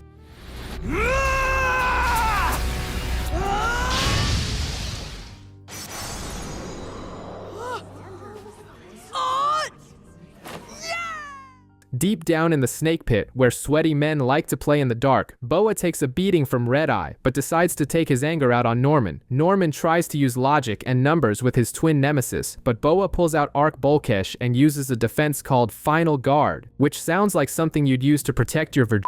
But here it serves to tank damage and explode his little friend, proving he evolved from useless to moderately dangerous. Meanwhile, Valt is feeling antsy and can't rest, so he goes into the woods to hunt down Free. He begs to feel the blonde's grip, and Free agrees to a quickie. Valt manages to hit Drain Fafnir with his new launch, and Free leaves satisfied, letting Trad admit to Chris that maybe, just maybe, he's an incompetent manager who can't evaluate talent. The World League final begins, and Valt decides to put himself in 4th place, trusting Rentaro to start things off. Rentaro faces a guy named Richard Yellow, an extra who got a Shadow Rock Tavor Beyblade from the Snake Pit boss, thinking piracy pays off. Remember, kids, if someone tells you not to pirate something, that just means that you can pirate it. Richard tries to mock him, but Rentaro shows that the original always tastes better and explodes the cheap knockoff, but the joy is short-lived because Cruza tries to clown around against Joshua, thinking the circus wins games. But Joshua stops acting, turns on try-hard mode, and bursts Alter Cognite, tying everything up and making the atmosphere heavy for the main show. The championship is on fire, and Silas enters the arena full of attitude to face his former colleague Free, thinking his little rollers on kinetic Satom will work miracles. He tries to dodge attacks to keep Free's little dragon from sucking his energy, but Free reveals that letting Silas touch him was part of the domination plan. Fafnir spins counterclockwise so violently that it explodes Satom along with Silas's self-esteem, turning the game in favor of the Raging Bulls. In the meantime, the angry dwarf Louis appears in the stands just to spew venom because his life is sad. Joshua returns to the stage thinking he's going to shine, but Valt uses the speed of a caffeine addict to pierce through the Cyclone Wall defense. The actor tries to keep a straight face, but Valtryek ignores all defensive logic, explodes Genius, and ties everything at 2-2, proving that screaming louder really does increase your power level. With everything on the line in the last match, the Bulls owner, Theodore Glass, tells Joshua to sit down and shut up because he wants to watch Free humiliate everyone. On the other side, Silas, in a fit of masochism, begs the team to let him battle again. Valt and Rentaro, being the worst friends ever, agree and send the guy straight to the slaughter. Silas enters the arena to face Joshua Burns, a guy so theatrical he must have escaped a Broadway musical. Joshua blindly trusts his Cyclone Wall technique, believing no one can penetrate his defense and hit his center of gravity, but Silas starts enjoying the pressure, channels Valt's suicidal vibe, and decides to sacrifice his own defense to go in for the kill. With an aggression that would worry any therapist, he smashes through Joshua's wall and sends the opponent's top flying into the stadium with such force that the structure almost gives out.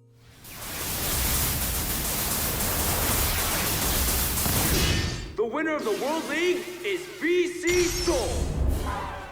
It's a beautiful burst finish, and BC Saul finally lifts the trophy. While the gang is stuffing their faces with cake in the dorms, the party comes to a screeching halt when they discover that Red-Eye is taking down the world's top bladers. The midget of hatred, Louis, appears in a video calling the masked man out for a brawl, demanding a fight to prove who has the harder top. Valt and his gang of unemployed friends run to the middle of nowhere to watch the beef live. Red-Eye accepts the challenge and whips out Legend Spryzen, leaving everyone's jaw on the floor with his obvious identity. identity. Louis doesn't let it slide and shows off Nightmare Luinor, and the episode cuts right when the two are about to bang their plastic balls together to decide who comes out on top. The plastic cockfight continues with Red Eye trying to spin the other way, but Louis' Nightmare Luinor is simply too thick for Spryzen to handle. Louis secures a ring-out finish with the greatest ease in the world and even catches the Bay in midair to humiliate him, saying he was just playing with the opponent's little toy. The force of the impact was so great that Red Eye's mask crumbles, revealing what any idiot with 2 brain cells already knew. It was Shu Kurenai the whole time.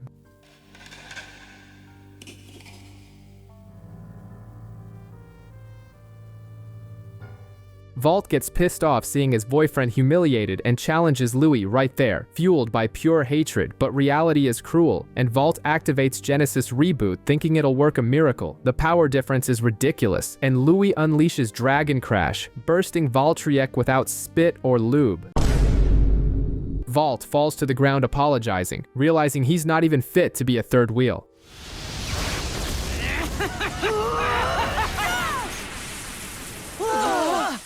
Can't be. Meanwhile, Shu decides to dive headfirst into gothic depression, returns to the snake pit, and asks Ashton to transform him into the Supreme Blader. He enters a high-tech torture chamber to undergo the Requiem project, where he rejects his own humanity to spiritually merge with the top. After a simulated acid trip, he emerges with Spryzen Requiem, a Beyblade that spins both ways because it's so versatile, and destroys the entire lab just to prove that things are about to get dark. Back in the snake pit, Free decides to show Louis that size doesn't matter, but skill does. He beats Legend Luinor repeatedly with Fafnir. Even with Louis releasing all his repressed rage, Free stays on top in every position, winning every match as if he were beating up a child. Meanwhile, Valt is in the forest vibing on a bad trip until Silas shows up to kick a man while he's down and says he only cares about winning. Valt, with the emotional intelligence of a door, decides the solution is to become a cold, calculating psychopath. He goes back to the gym, treating Rentaro like trash and demanding heavy training. Thinking that being the jerk will increase his launch power, Christina gathers the daycare group to announce the International Bladers Cup, and the guest list is the cream of the crop of global unemployment, including Joshua, Louis, and Red Eye. Valt, now in his rebellious emo phase, declares that friendship is weakness and starts eating as if he wants to fill the void in his soul with carbs. In the middle of the depressing banquet, Trad plays a video of Louis beating up Free. Fafnir explodes on screen and the BC Sol team is left in complete shock, unable to believe that Free lost. The asylum known as BC Sol goes into collective collapse upon discovering that Free left the rival team, but the real shock happens when this apathetic blonde simply walks into the cafeteria to stuff his face as if he pays rent. While the idiot Valt and the useless Rentaro wag their tails in happiness, Shasa decides to embody the toxic ex-girlfriend and demands to know why he abandoned ship when things got tough, but came back now that they won the championship. In the middle of the forest, Valt finds his crush and begs for a beating, and he gets it, being humiliated repeatedly by Free's Fafnir. But like the masochist he is, the protagonist gets excited by the pain, realizing that getting beaten by this blonde is what he needed to grow. Meanwhile, in the Snake Pit's dungeon, Shu undergoes a dubious medical experiment to fully merge with his toy. He screams, suffers, and finally gives birth to Spryzen Requiem, a Beyblade equipped with soft rubber to steal energy from others and rub against opponents better, annihilating digital simulations in seconds.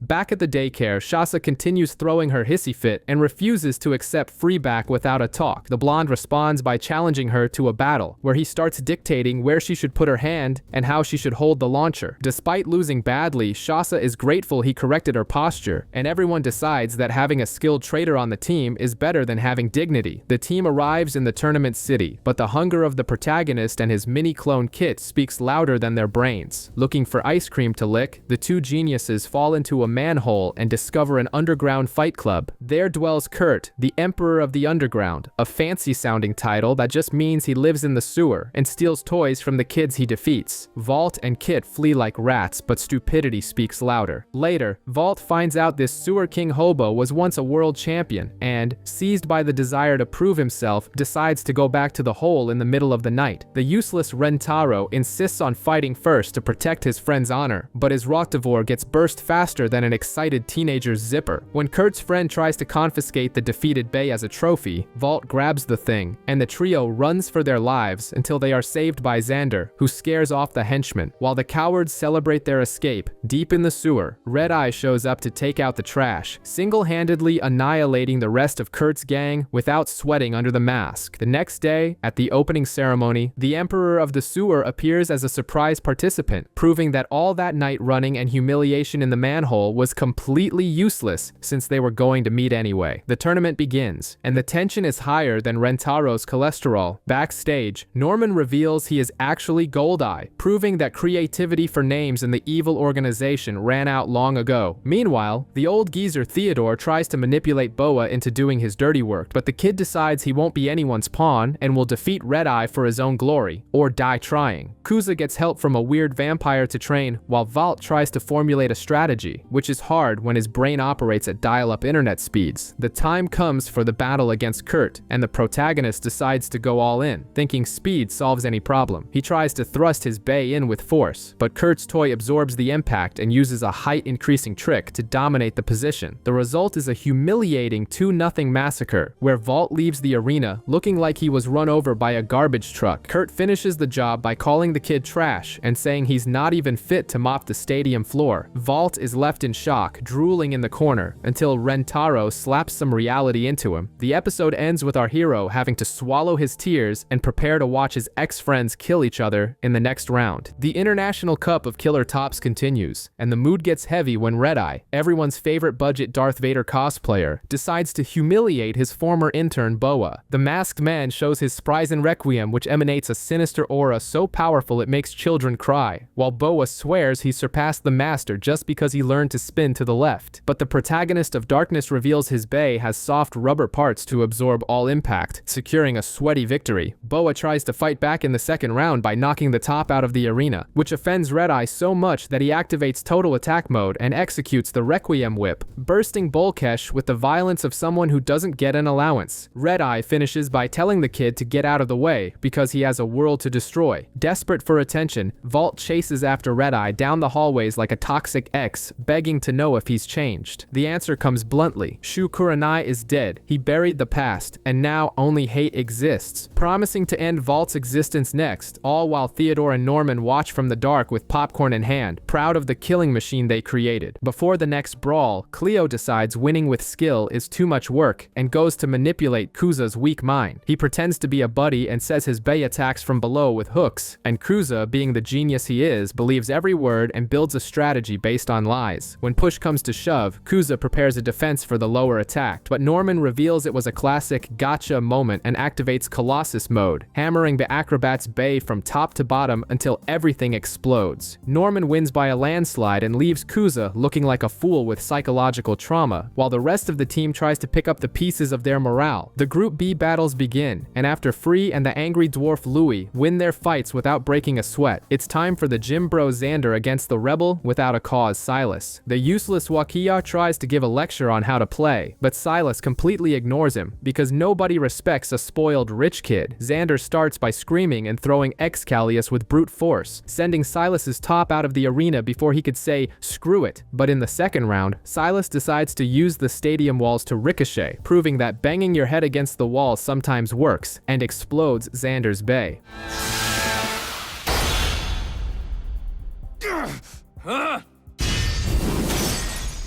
Wakia tries to take credit, but everyone knows he only served as decoration. At dinner, the gossip runs wild about the evil organization, but the focus shifts to the next day's drama, Valt versus Kuza, best friends who promise to beat the crap out of each other with maximum force. The fight starts with a collision so violent that both Beys explode at the same time, forcing a restart because the script demands more drama. In the decisive round, Valt activates the spring launch cheat code, making Valtryek reach stupid speeds and machine gun one Cognite until he gets the win. They celebrate the violence while the professional stalker Red-Eye watches everything from the shadows, preparing his emo speech for the next opponent. The tournament continues frantically, and Xander runs over Renwu in seconds, just to clear the stage for the real massacre. Emperor Kurt versus Red-Eye. Kurt, with all the arrogance of someone who has never lost, wins the first point by knocking Red-Eye's out and thinks it's in the bag. But then Red-Eye decides to stop playing, changes Spryzen's mode, and when Kurt tries to drain his energy, the Bay overloads and explodes in the Emperor's face, handing him the first defeat of his life and shattering his ego into little pieces. Meanwhile, Hollywood celebrity Joshua Burns prepares to face Free, and his agent begs him to stop being dumb and use a defensive strategy. Surprisingly, it works at first and he wins a round. But then vanity hits hard. Joshua decides he wants to put on a show, abandons defense, and goes on the attack, which is exactly what Free wanted so he could humiliate him and explode Blast Genius without pity or mercy. To close the day with a flourish, Louis shows Silas that luck has a limit. Silas tries to use his roller defense, but Louis' Nightmare Dragon simply runs over everything with a dragon crash, annihilating the poor guy. And in the battle of the Snake Pit rejects, Norman and Boa face off to see who is less terrible. But Norman reveals his Bay has more tricks up its sleeve and dispatches Boa back to oblivion. The International Plastic Top Cup enters the third round, and the tension is so high you couldn't pull a greased needle out of them. Valt is going to take on Norman. Kuza is going to get beaten by Red-Eye, and Silas thinks he has a chance against Free, the world #1 who lives doped up on sleep. Before the brawl, Raoul shoves a thick upgrade into the protagonist called Ultimate Reboot, turning Valtryek into an uncontrollable suicidal machine. In training, Valt learns to dominate this new vibration and creates the Genesis Whip move, perfect for those who enjoy light BDSM. The first official cockfight puts poor Kuza against Red-Eye, who's acting like a low-budget Darth Vader. Kuza tries to run away more than a dad going out for cigarettes. But in the second round, the villain unleashes the true terror of Spryzen and lands a Requiem whip so violent it bursts the kid's Bay into pieces, leaving Kuza crying in the fetal position. Next up, Valt faces Norman, a deluxe extra who makes fun of the hero's new toy. Valt almost loses due to incompetence and speed control, but decides to focus. Just when Norman thinks he's going to land the final blow, Valt adjusts his posture and unleashes his whip with surgical precision, exploding the opponent's Bay and proving that size doesn't matter, but technique is everything. To wrap up the day, Silas tries to use strategy against Free, playing slow so as not to tire out. Free notices the ridiculous tactic immediately, yawns with boredom, and makes Fafnir spin in Satum's face twice in a row without even breaking a sweat. The episode ends with everyone realizing that the hole to reach the finals is much deeper and much, much tighter. The fourth round begins and Valt is giving off major cuck vibes, nervous because he's going to face his ex-friend Shu, who now answers to Red-Eye and dresses like a generic JRPG villain. Boa shows up to gossip, but nobody cares. In the tournament, Silas takes on Joshua Burns, that washed-up diva who thinks he's a movie star. Joshua comes in strutting, but Silas shoves Satum in with force and bursts his Bay quickly, kicking the actor to the curb. Free and Louis also run over their opponents as if they were beating up kids on the playground. Finally, the moment of truth arrives. Valt versus his ex. Valt enters the arena wanting a fun and love-filled combat, but Red-Eye is dead inside and only wants to see destruction. In the first round, the villain uses the reverse spin mode and throws Valt out. In the second round, things get ugly. Spryzen switches to attack mode, and the collision is so brutal that Red-Eye's Bay literally rips Valtryek in half, penetrating the protagonist's defense without lube or spit. The villain walks away without looking back, leaving Valt in tears holding the pieces of his busted partner on the arena floor. After having his toy split in half by his goth ex-boyfriend, Valt is down bad. Friends suggest revenge. Rentaro offers some spare parts, but Valt refuses because he has a sickly emotional attachment to the broken plastic. Raoul, seeing the boy's desperation, promises to fix and turbocharge the Bay in time for the next beating. To stop him from crying, the team owner takes Valt to a desert canyon, where Free is training like a caveman, lifting thick, heavy rocks. Meanwhile, Silas continues his journey of beating up extras and defeats Renwu with ease.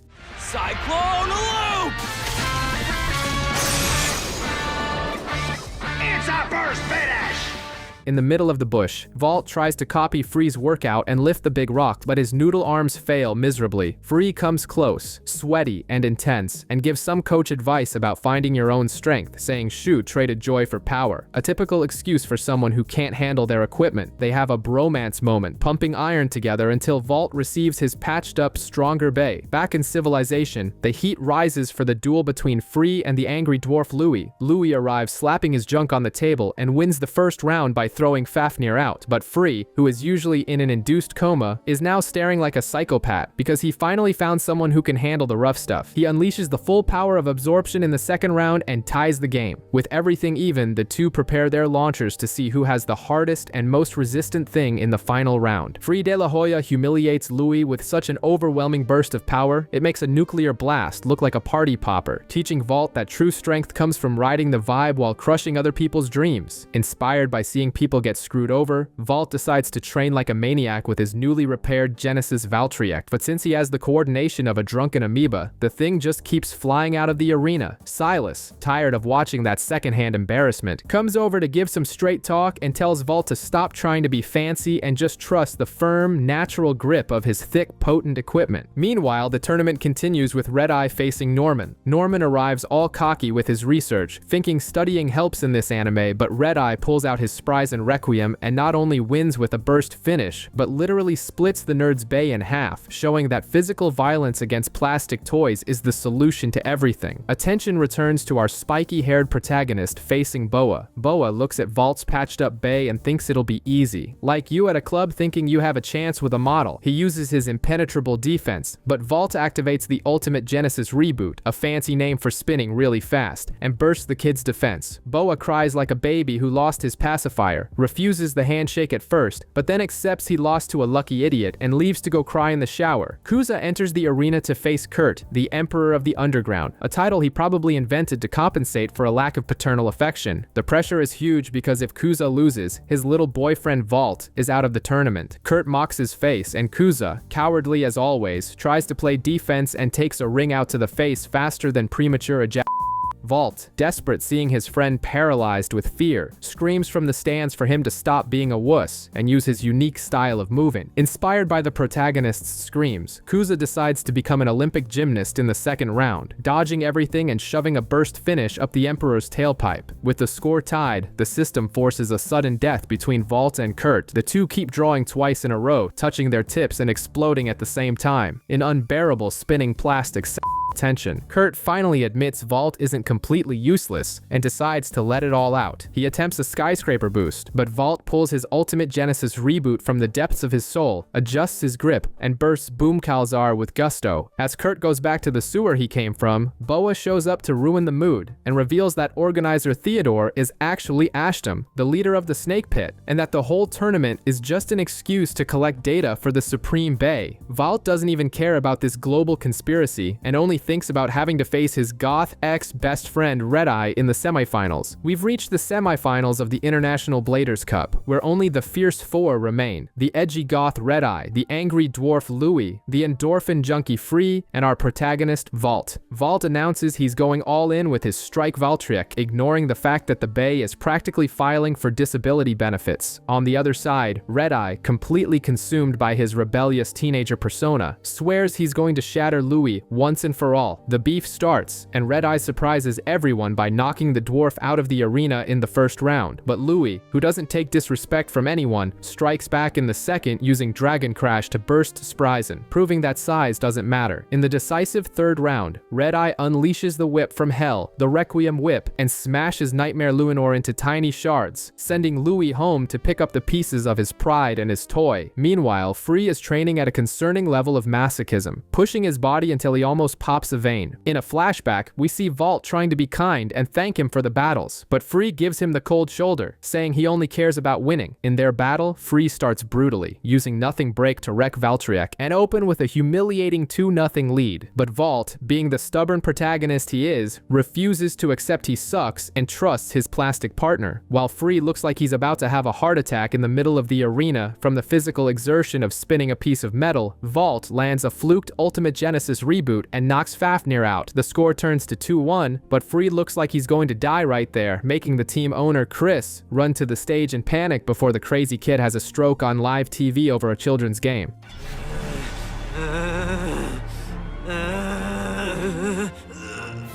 His owner, Chris, realizes the kid is about to lose it and throws in the towel, granting our protagonist the victory by forfeit, the noblest way to win. Later, the gang visits Free in the hospital, where he takes the opportunity to be vulnerable and apologize for being an antisocial jerk, admitting that maybe having friends isn't so bad. Meanwhile, the group tries to rescue Shu, who now answers to Red Eye and is on a heavy acid trip, hallucinating that he has physically fused with his toy, Spryzen. He rejects their friendship with the coldness of someone who forgot to take their meds. The International Cup final begins, and Valt faces the schizophrenic Red Eye. The villain launches Spryzen Requiem spinning in reverse to absorb attacks, a classic dirty tactic. Valt tries to be aggressive with his Ultimate Genesis reboot, but Spryzen is basically a game hack. Red Eye uses the Requiem Whip, a name that sounds painfully sadomasochistic, to burst Valt's bay and open a humiliating 2-0 lead. Valt refuses to accept that playing with tops isn't for him. In the second battle, he pulls a technique called Genesis reboot out of nowhere, making his strike Valtryek gain absurd speed and explode Spryzen, tying the game 2-2. In the middle of the brawl, Valt tries to convince Shu that he's being controlled by a cursed piece of plastic, but Red Eye insists he loves having his mind dominated by the toy. The match turns into a test of patience, with 18 consecutive rounds ending in draws and simultaneous explosions, padding the runtime until they can't anymore. Finally, exhaustion beats the bad boy pose, and Shu admits that Valt is his best friend and that he needs to defeat him to prove his worth. That toxic anime logic. In the climax, Shu tries to use his whip again, but Valt uses the arena wall to gain momentum, activating a final blow that breaks Spryzen's defense and explodes the rival's bay right in his face. Valt becomes the new world champion, while the villain Theodore Glass cries in the shower watching his plans for global domination via spinning tops fail miserably. After the reconciliation and a meal where no one mentions Shu's psychotic break, our world champion Valt proves that a sense of direction isn't part of his skill set and gets lost in a random forest. He accidentally launches his bay far away and is rescued by the local Mowgli, a hyperactive kid named Iger. We find out the Wild Boy's dad is a legendary toy smith, so Valt asks him to evolve his partner into a turbo bay. The smith agrees and creates Wonder Valtryek, a top so absurdly strong that, in the first test, the air pressure tears the roof off the barn, causing structural damage to private property. Iger gets jealous of the size of Valt's power and begs his dad to make one just like it for him, but gets a solid no to his face. The kid, of course, accepts no limits, breaks into the workshop, and spends the night banging metal until he summons the spirit of the hero Achilles, creating Z Achilles, fueled by pure hate and stubbornness. Anxious to measure swords,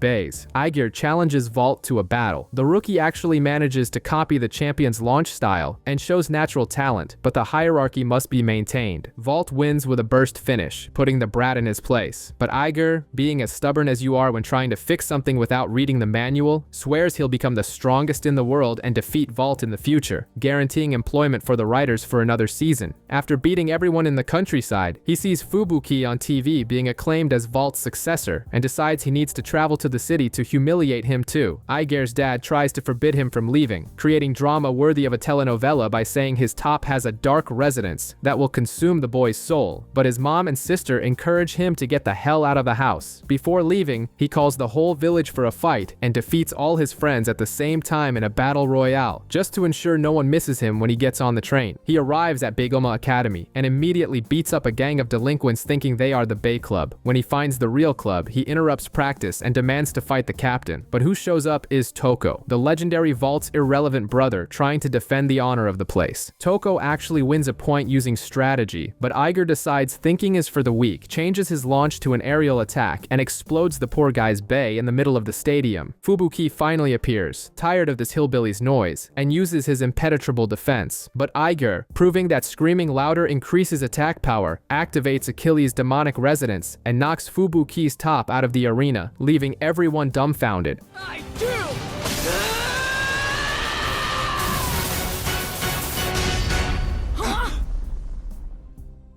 They continue the match, but Iger is so exhausted that when his Bey bursts in the second round, he collapses to the floor, kissing the canvas in front of everyone. He wakes up in the principal's office and finds out he's been forcibly enrolled and placed in the dorms, because apparently educational kidnapping is legal in this universe. While he tries to understand how civilized society works, Renjiro appears, the leader of the local gang and Rentaro's brother, sporting a gravity-defying hairdo and a new Bey. Fubuki ignores his existence, saying it's a waste of time, so Renjiro decides to take his frustration out on Iger. The two idiots with explosive tempers go to the riverbed and start a battle that turns into a mental endurance test for the viewers. They tie 149 times in a row. That's right, almost 150 times with simultaneous ring-outs and synchronized explosions, until both bodies give up functioning and they collapse side by side, creating a friendship based purely on stubbornness and the cognitive inability to beat one another. Our protagonist now lives like a homeless person in a tent in the school garden, taking care of animals and ignoring classes, because hygiene and education are optional when you have a magic top. His sister tries to drag him to the official club, but Iger is allergic to following rules and gets the cold shoulder from Fubuki in the hallway. The whole school stops to watch Valt fighting on TV, and Iger is drooling with envy wanting the title, but his sister reminds him he needs to climb the rankings before dreaming big. The piece ends when the Wild Gang returns and decides to kidnap Toko, turning a school dispute into a federal police case. They take the hostage to an abandoned warehouse, where the villain leader pulls out an illegal launcher, probably bought on the dangerous toy black market to compensate for a lack of skill. Before Iger can do anything, Fubuki arrives and wipes the floor with the criminal, causing his tuned equipment to disintegrate from shame. With the villain out of the way, Iger finally gets his official rematch. He loses the first round via ring out just for the thrill, but in the second round, he unleashes the Z-Breaker, channeling all the plot power to explode Fubuki's Bey. He celebrates like he won the lottery, until he sees on TV that Valt has already found another rival, proving that the protagonist's life is an endless race for male attention. Louis steps on Japanese soil ready to commit war crimes, with plastic tops, and heads straight for his secret jacked-up cave, but curiosity killed the cat, and brought Iger, who invades the place uninvited like a headless chicken, and catches the flame-haired dwarf working out on a machine that costs the GDP of a small country. Iger, with his inferiority complex pulsing, demands a battle right there. Louis accepts just to laugh in his face, and in seconds, brutal Luinor wrecks Z Achilles with so much violence that Iger's dignity goes flying along with the parts. While security drags the kid out like recyclable trash, the depressive emo Suo watches everything from afar, philosophizing about talent versus being a hard-working loser. The next day, the glorified cockfight between Valt and Louis begins. Louis arrives going crazy with something called Dragon Scream, and bursts Valt's Bey in the first round, leaving the world champion looking like he ate something sour. But Valt remembers he has the script on his side and uses the Wonder Flash launch to tie the game, dodging and hitting back. In the final round, they decide to abandon the laws of physics and spin so fast that the stadium simply explodes into pieces, because civil engineering isn't this universe's strong suit. The referee, not knowing what to do with the rubble, declares no contest, and Valt keeps the title by default, the most cowardly way to remain champion. Later, Iger finds Valt and, totally ignoring that he just got humiliated by Louis, challenges the champion too, but they decide to postpone the brawl until after dinner, because fighting on an empty stomach sucks. Iger wakes up from a wet dream where he was relevant and defeated champions, only to return to mediocre reality and argue with Renjiro, the guy who decided to use a broom as a hairstyle. The couple's lovers' spat is interrupted by the announcement of the Luinor Cup, a tournament to decide which Asian gets the honor of being humiliated by Louis. Iger, Renjiro, and Captain Fubuki decide this humiliation belongs to them, accompanied by Suo, who reveals he's Louis' ex-training partner from Canada. The Squad of Wonders tracks Louis down to a high-tech gym and gets a reality check when the villain proposes a Beyblade gang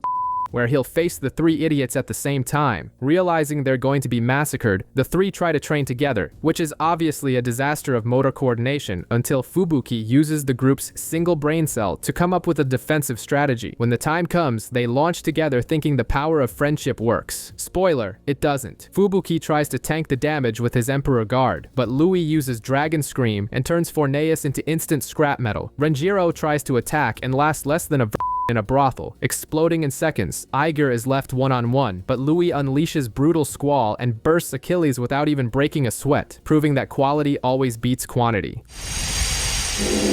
Brutal Squall!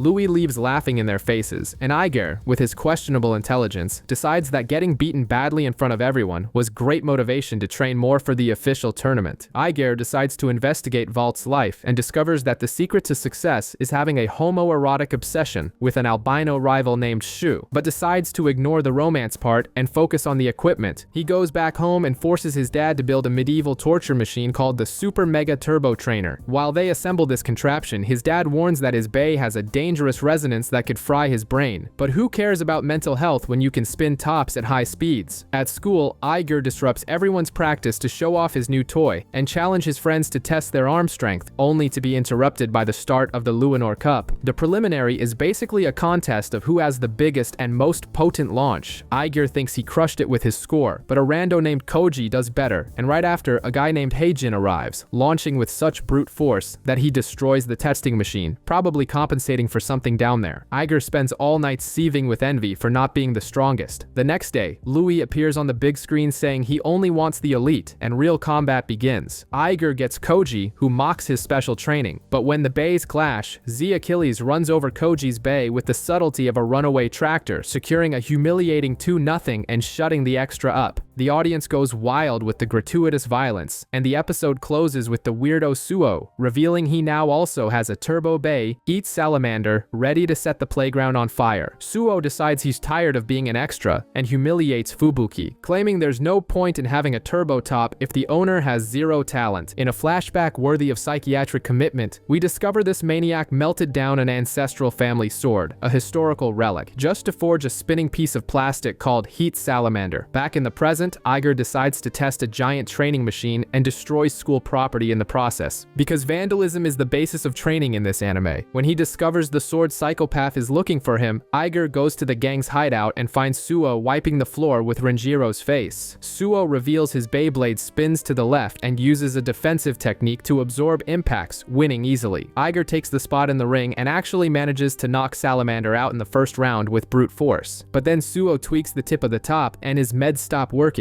His personality switches from calm monk to possessed demon, and he unleashes a rain of fire that bursts Achilles into little pieces. After declaring he's coming for Louis, Iger and Renjiro decide the only solution is to abuse that training machine until their muscles atrophy. The tournament continues, and Toko is about to face the bipolar Suo, so the team of idiots gathers to train. Since Fubuki's coaching has the depth of a saucer, Iger and Renjiro take control and beat up Toko's top until he learns to defend himself. When the fight comes, Suo starts in defense mode, and the combat becomes as constipated as someone on an all-cheese diet, resulting in a technical draw. But in the second round, Suo's schizophrenia hits hard. He unleashes the swirling inferno, and his top starts moving erratically around the arena, obliterating Toko's defense and bursting everything. The protagonist's brother leaves defeated but feigning dignity, thanking them for the beating during training. Later, Iger meets a strange archer named Heijin by the river. The guy is an admitted stalker who wants to be Iger's friend just because he touched the world champion. He pulls out his archer Hercules and shows he can withstand any penetration from Iger's attack without losing balance. Things reach critical levels of weirdness when the archer invades Iger's tent in the middle of the night to sleep together, insisting that sharing the tight space is what friends do, leaving Iger questioning his personal safety. Iger sees Heijin getting into a black van with suspicious men and, with his smooth brain, concludes it's a kidnapping. He leads a bicycle chase with the whole gang, invades private property, and tries to attack the alleged bandits, only to find out the guy was just going to archery practice with his security guards. To complete the humiliation, Heijin challenges them to hit the target, and while Renjiro misses everything, Iger hits the bullseye on the first try, proving the script loves this annoying kid. At the tournament, Heijin dispatches an Indian extra without breaking a sweat, setting the stage for the fight between the brothers. Iger and Renjiro enter the arena to measure whose tools are bigger. Renjiro gets the upper hand at the start with his Typhoon counterattack, and the second round ends in an explosive draw where both fly far away. In the decisive final round, Iger channels his 5 minutes of archery experience, visualizes the center of the arena as the hole he needs to fill, and launches with surgical precision. Renjiro tries to blow everything away with a tornado, but Achilles withstands the pressure, penetrates the defense, and bursts Roctavor, sending Iger to the semi-final, while Renjiro becomes a luxury audience member.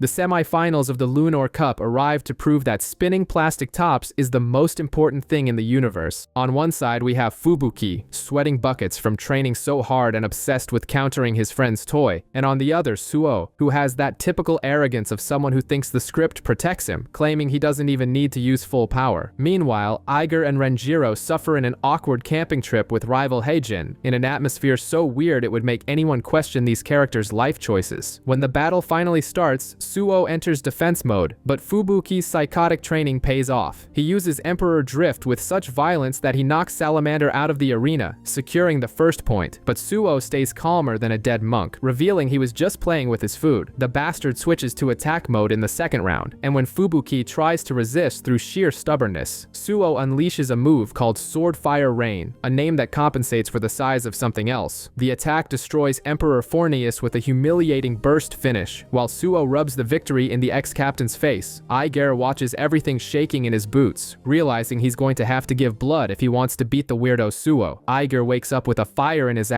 to train with Heijin, but finds out the archer has disappeared because his coaches finally realized Beyblade is a waste of time and want him to go back to Korea to focus on archery. On the other side of humiliation, Suo tries to play nice by offering help to the defeated Fubuki, who rejects the charity with the wounded pride of someone who got dumped. Iger, who doesn't understand the concept of boundaries, tracks Heijin hiding in a tiny tent and drags the guy out to sweat together with him in a manly and totally not suspicious training session, where they promise to settle their differences in the arena. On the day of the semifinal, Heijin keeps everyone waiting, and the referee is ready to give the victory to Iger by forfeit, but the hysterical protagonist refuses to win easy. At the last second, Heijin appears apologizing for the delay and tells the coaches to get lost. In the arena, his Hercules uses the stadium's slope to gain speed and knocks Z Achilles out in the first round, but Iger activates Berserk mode in the second battle, commanding his top to attack endlessly. He executes the Z booster, and the brute force penetrates Heijin's defense with such violence that it explodes Hercules in a burst finish, securing a 2-1 victory. Heijin accepts defeat, grinning like a fool, happy to have thrown his Olympic career in the trash for a kid's game. Champion Valt defends his title against Silas, proving his Wonder Valtryek spins better than his opponent's head after a night of drinking, securing a burst finish. But the celebration is cut short when Phi, a deranged ranked blader, shows up, vowing to crush the champion later. Iger, with the attention span of a goldfish, ignores the global threat and focuses on the cup final against the strategist Suo. Iger starts by beating Suo's Salamander out of the arena in the first round, but the white-haired villain activates defense mode and unleashes the Crimson Lotus, creating a spinning fire barrier that leaves Iger's Achilles limp and without stamina, tying the game. During the break, Fubuki tries to recruit Iger to the club, thinking it will improve the team, but our hero reveals he's a narcissist who only cares about his own belly button. In the decisive battle, Iger uses this toxic energy to command Achilles to break through the fire, bursting Suo's defense and winning the tournament through sheer brutality. While Louis appears to declare himself the next opponent, Fubuki announces he's going to the United States, leaving the club's mess for others to clean up. Iger takes advantage of the victory and bumps into a charlatan fortune teller named Laban, ensuring the weirdness continues. Iger decides that chasing unknown children down the street is a great hobby, which leads him to a warehouse where Renjiro and his gang of useless friends are looking for an alien. The alien is Laban, a crazy psychic who uses a lizard to scare everyone and drop spoilers about the future, but Iger refuses help because he prefers getting beaten up and calling it learning. Determined to defeat Louis, he teams up with Heijin, who after disappearing, has decided to return. Iger's sister prepares some spiked food to improve focus, but our protagonist keeps getting beaten like a rug on cleaning day, being humiliated by Heijin and fainting from exhaustion, proving that effort without talent just generates fatigue. After having nightmares where he's mocked by the villain, he wakes up on tournament day. Backstage, Laban tries to warn Louis about the danger, but the blue-haired dwarf has an ego bigger than the arena and ignores him. The fight starts and Iger tries to match the power, but Louis activates Brutal Squall and bursts Achilles so fast the audience didn't even have time to blink. With a 2-0 score in his face and guaranteed humiliation, Iger decides the only way out is to dye his hair blood red and activate turbo mode, ready to turn trauma into plot armor in the next round. The massacre continues continues with Louis rubbing Iger's face in the asphalt and maintaining the 2-0 lead, while friends in the audience scream for him to concentrate as if yelling cured incompetence. Iger decides to stop being stubborn, copies the enemy's strategy, and manages to score a point by knocking Louis out of the arena. The third battle ends in an explosive tie that destroys Iger's shoulder, forcing a timeout.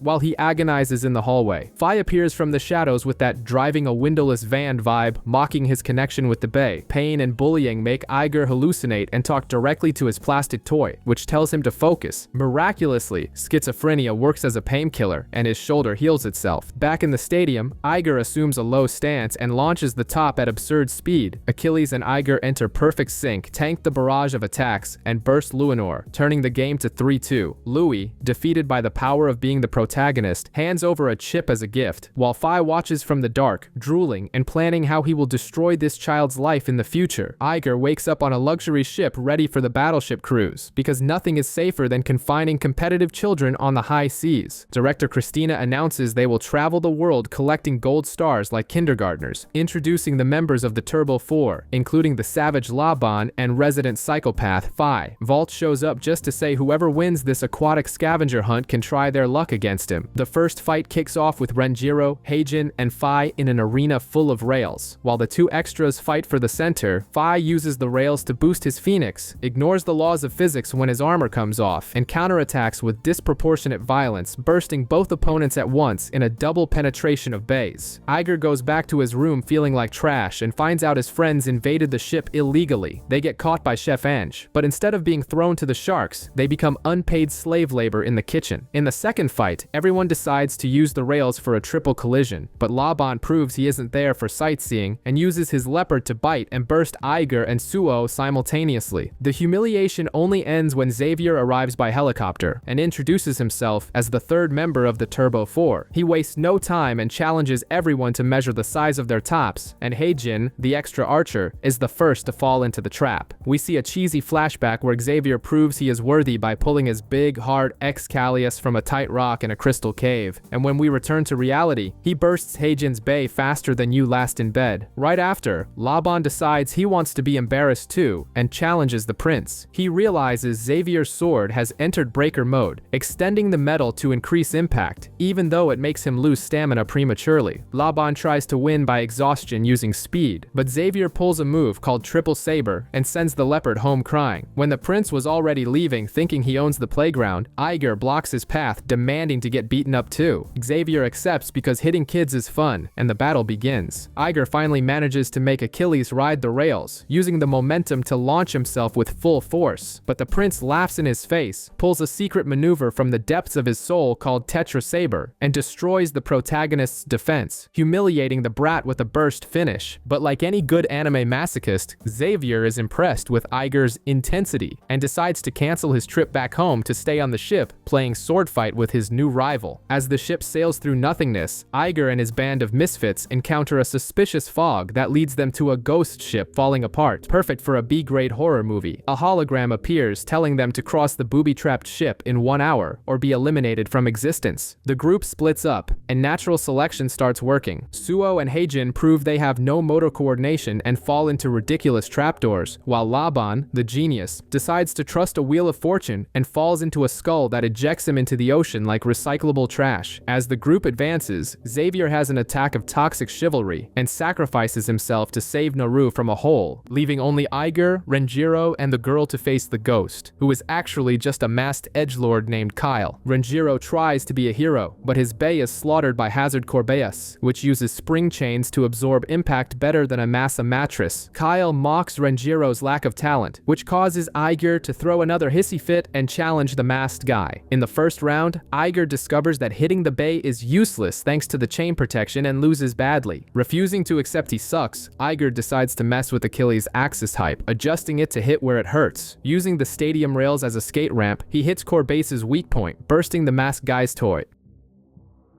Defeated, Kyle pulls the classic villain excuse saying he was only collecting data and runs away to cry in the dark. Iger gets a gold star and everyone returns to the cruise pretending they didn't almost die in a floating death trap. On the Joyride cruise, Iger and Xavier are sweating it out in training when they realize the masked weirdo Kyle is watching everything like a creepy voyeur. Xavier senses a dark aura, which is probably just a severe lack of deodorant, but Kyle ignores the hero talk and walks away. Iger, lacking any sense of self-preservation, follows the guy to a dark storage room and demands a battle right there on the down low. Kyle accepts, pulls out his Hazard Corbeus, and since he'd already studied all of Achilles' moves while peeping, he absorbs every attack and finishes the protagonist with a humiliating counterattack, laughing at his weakness. The next day, they announce the Bayathlon, a marathon of suffering for another star. The first event requires 1,000 launches, a wrist endurance test that Phi finishes instantly, proving he has a lot of practice with repetitive solitary hand movements. The competition turns into a wacky game show with obstacles and target shooting, where Phi destroys everything with brutality, while Suo and Fubuki try to be technical. In the end, only the 4 horsemen of the apocalypse remain: Iger, Xavier, Kaio, and Renjiro. The final round is a randomized tag team battle in an arena lined with wall spikes. Fate, with its sadistic sense of humor, pairs Iger with Renjiro, while Xavier has to carry Kaio. The match starts, and Renjiro stands there like a player AFK in a ranked match. To make matters worse, Kyle's Corbeast starts attacking his own partner, Achilles, while Kyle swears he's helping. Tired of the clown show, Xavier finally attacks, knocking the opponent's bays into the spike walls. Corbeus bursts, but Iger, in a moment of accidental genius, uses the impact from the spikes to gain absurd speed, and bursts Xavier's Buster X Callius. Despite the friendly fire and sabotage, Iger and Kyle are declared the winners, proving teamwork is overrated as the ship finally arrives in America. Iger, the kid with the absurd hair, drags Renjiro and the rest of the band of misfits to the United States because apparently crossing the ocean to watch dudes sweat and train is a great use of money. They arrive at the Raging Bull's gym expecting to reunite with Fubuki, the old friend who decided to become the goth emo of the month under Shu's tutelage. Fubuki appears with the look of someone who hasn't slept in 3 weeks and explains that he found joy in spinning tops, which sounds more like brainwashing than a sport. After a rock climbing competition totally irrelevant to the plot because nothing says toy battles like climbing rocks, they decide to settle their differences in the arena. Fubuki whips out his evolved Emperor Forneos and wipes the floor with both of them, bursting Iger and Renjiro's bays with the ease of popping bubble wrap. Later, at a forced romantic dinner, Fubuki reveals he's going to the tournament on the battleship cruise. Once on the ship, a chaotic battle royale starts where everyone launches at once, until Phi, everyone's favorite psychopathic albino, enters the scene with his revived Phoenix. He decides playing is for the weak and unleashes an attack that turns the arena into a plastic graveyard. Fubuki tries to play it smart by fleeing to the lower deck, but Phi rains destruction down from the upper deck and crushes Forneus, proving that hiding like a mouse won't save you from the cat. Iger stands there drooling in shock while Phi poses like a sovereign amidst the debris. Everyone wakes up on the ship with a hangover from defeat, only to discover they now have to play tag teams, and whoever loses drops one of their precious star points. The teams are formed, and to the surprise of absolutely no one, Renjiro gets stuck with Suo, and their chemistry is about as good as Mentos and Diet Coke. Meanwhile, Xavier tells Kaio he's been polishing his sword and invented the Pentasaber because size and technique do matter. In the first round, that idiot Renjiro tries to lead, but Suo decides the real enemy is his own partner and smacks his friend's bay out of the way. Taking advantage of the two stooges killing each other, Xavier drives his Pentasaber in with gusto and bursts them both simultaneously. In the second fight, Heijin tries to call Iger out for a 1v1, but Laban attacks like a wild animal with rabies. Unlike the other pair of imbeciles, Iger and Fubuki show how two men can understand each other perfectly. When a heavy attack comes at Iger, Fubuki throws himself in front and takes the full blow with his body, creating the perfect opening for Iger to go all in and finish the job, bursting the adversaries. In the end, Renjiro and the other losers are on the ropes with 1 star left, while Iger and Fubuki enjoy the post-victory glow, swearing they'll be kings of this boat one day. After stuffing his face with food and screaming about conquering the world, Iger realizes Renjiro slipped away looking like he lost his puppy, but the useless protagonist has no time to console a grown man because he finds Phi on the deck, and with the intelligence of a doorknob, challenges the supreme villain right there. Iger launches his bay with all the force of his ego, but revived Phoenix swallows the attacks like appetizers and returns fire with a Phoenix break that disintegrates Achilles. Phi humiliates the kid, telling him to go train and come back when he has some hair on his chest. The next day, the ship's computer announces a battle threesome where losers lose stars. Renjiro is shaking with fear, but Iger gives the same cheap motivational speech he heard earlier to make his friend man up. In the arena, Laban shreds Xavier and Fubuki without mercy. Then, Renjiro enters against Kyle and Phi. The albino villain decides to focus on Kyle and annihilates his bae with the delicacy of a nuclear bomb.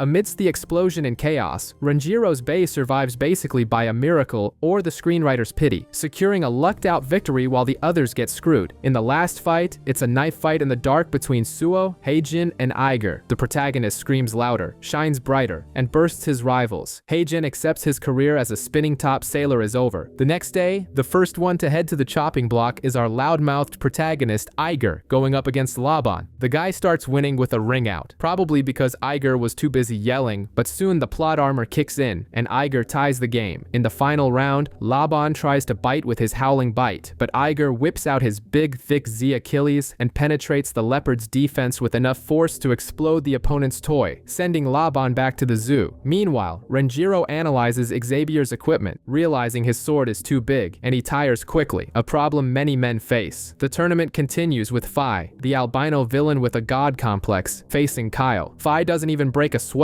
He simply glares and obliterates Kyle's Revive Phoenix, turning the Beyblade into confetti before the kid can blink. Next up, we have a lover's quarrel between Fubuki and Suo. Suo, all arrogant, mocks his friend's performance, but Fubuki reveals he's been training with Shu Kurenai and learned the Flux Boost technique. With this new vibe, he breaches Hell Salamander's defense and sends Suo packing with a humiliating 2-0. To close the day on a crappy note, Renjiro tries to avoid physical contact against Xavier by running around the edges, but Xavier has no patience for foreplay, thrusts his Pentasabrian hard, and bursts Rockdivore. Renjiro, now unemployed from the tournament, cries buckets and takes a helicopter home, leaving Iger alone, promising to beat the world champion while staring at the horizon like a walking cliche. Apparently, spitting tops wasn't dangerous enough, so production decides to put the kids in a kayak race on the open sea. Iger, Xavier, and Laban, demonstrating the group's shared negative IQ, get lost in the fog and run aground on a desert island. With no cell signal or brains, they decide to climb a mountain. On the way, Laban talks to a stray cat to guide the group through a dark, damp cave, something the cat probably agrees to out of pity. They signal the ship, and magically the tournament restarts as if almost starving to death was just a side quest. Back in the arena, Fubuki uses the stadium architecture to his advantage to launch his Forneus at high speed and shred Kyle's chemical dog, eliminating the masked spy from the competition. Soon after, Iger and Xavier decide to see who has the harder toy. After a tense stalemate where neither wanted to yield, Iger turns on the resonance hack, watches his Achilles fly, but the thing lands back in the arena just to deliver a final hammer blow that bursts Xavier's Excalius, proving that screaming louder really works. But the horror show arrives at the end when poor Laban faces Phi. The kid senses an evil energy, the kind of aura of someone who kicks puppies, but decides to attack anyway. Terrible idea. Phi, with the calm of a psychopath on his day off, uses his Revive Phoenix not just to win, but to physically shatter Vice Leopard into plastic shards. Laban is left traumatized, holding the mortal remains of his bae, while the ship arrives at the next destination, where Iger hopes to find Valt to see if he wants to lose his parts too. The ship docks in El Astro, the promised land of tops, and Renjiro wants to find Valt to get beaten up immediately. But Iger, being the special protagonist he is, ignores basic directions from Naru and wanders into the forest like a drugged-up Little Red Riding Hood. There in the bush, he finds Free de la Hoya, the legendary Beyblade hobo, and immediately demands a battle because the concept of "Hi, how are you" doesn't exist in this anime. In a dilapidated stadium, Free decides to humiliate the child and spins his Geist Fafnir with his hand. Yes, he ditches the launcher and cranks it manually. Iger thinks it'll be easy, but Fafnir is a kinetic energy sponge and sucks all the power out of Iger's spinning junk, winning effortlessly. Iger, unable to accept losing to a guy spinning the thing with his finger, demands a rematch, but his friends arrive with Raoul. The old man drops the lore that he trained Free and Iger's missing dad, and that Fafnir is now a turbo Beyblade, basically on steroids. Free accepts the rematch and pulls out a real launcher. Iger enters resonance mode, hair on fire and all, trying to dominate with brute force. But Fafnir absorbs the hits like it enjoys the punishment and returns everything with a devastating diced spin, bursting Achilles and the protagonist's self-esteem. I don't think so. You won't get away!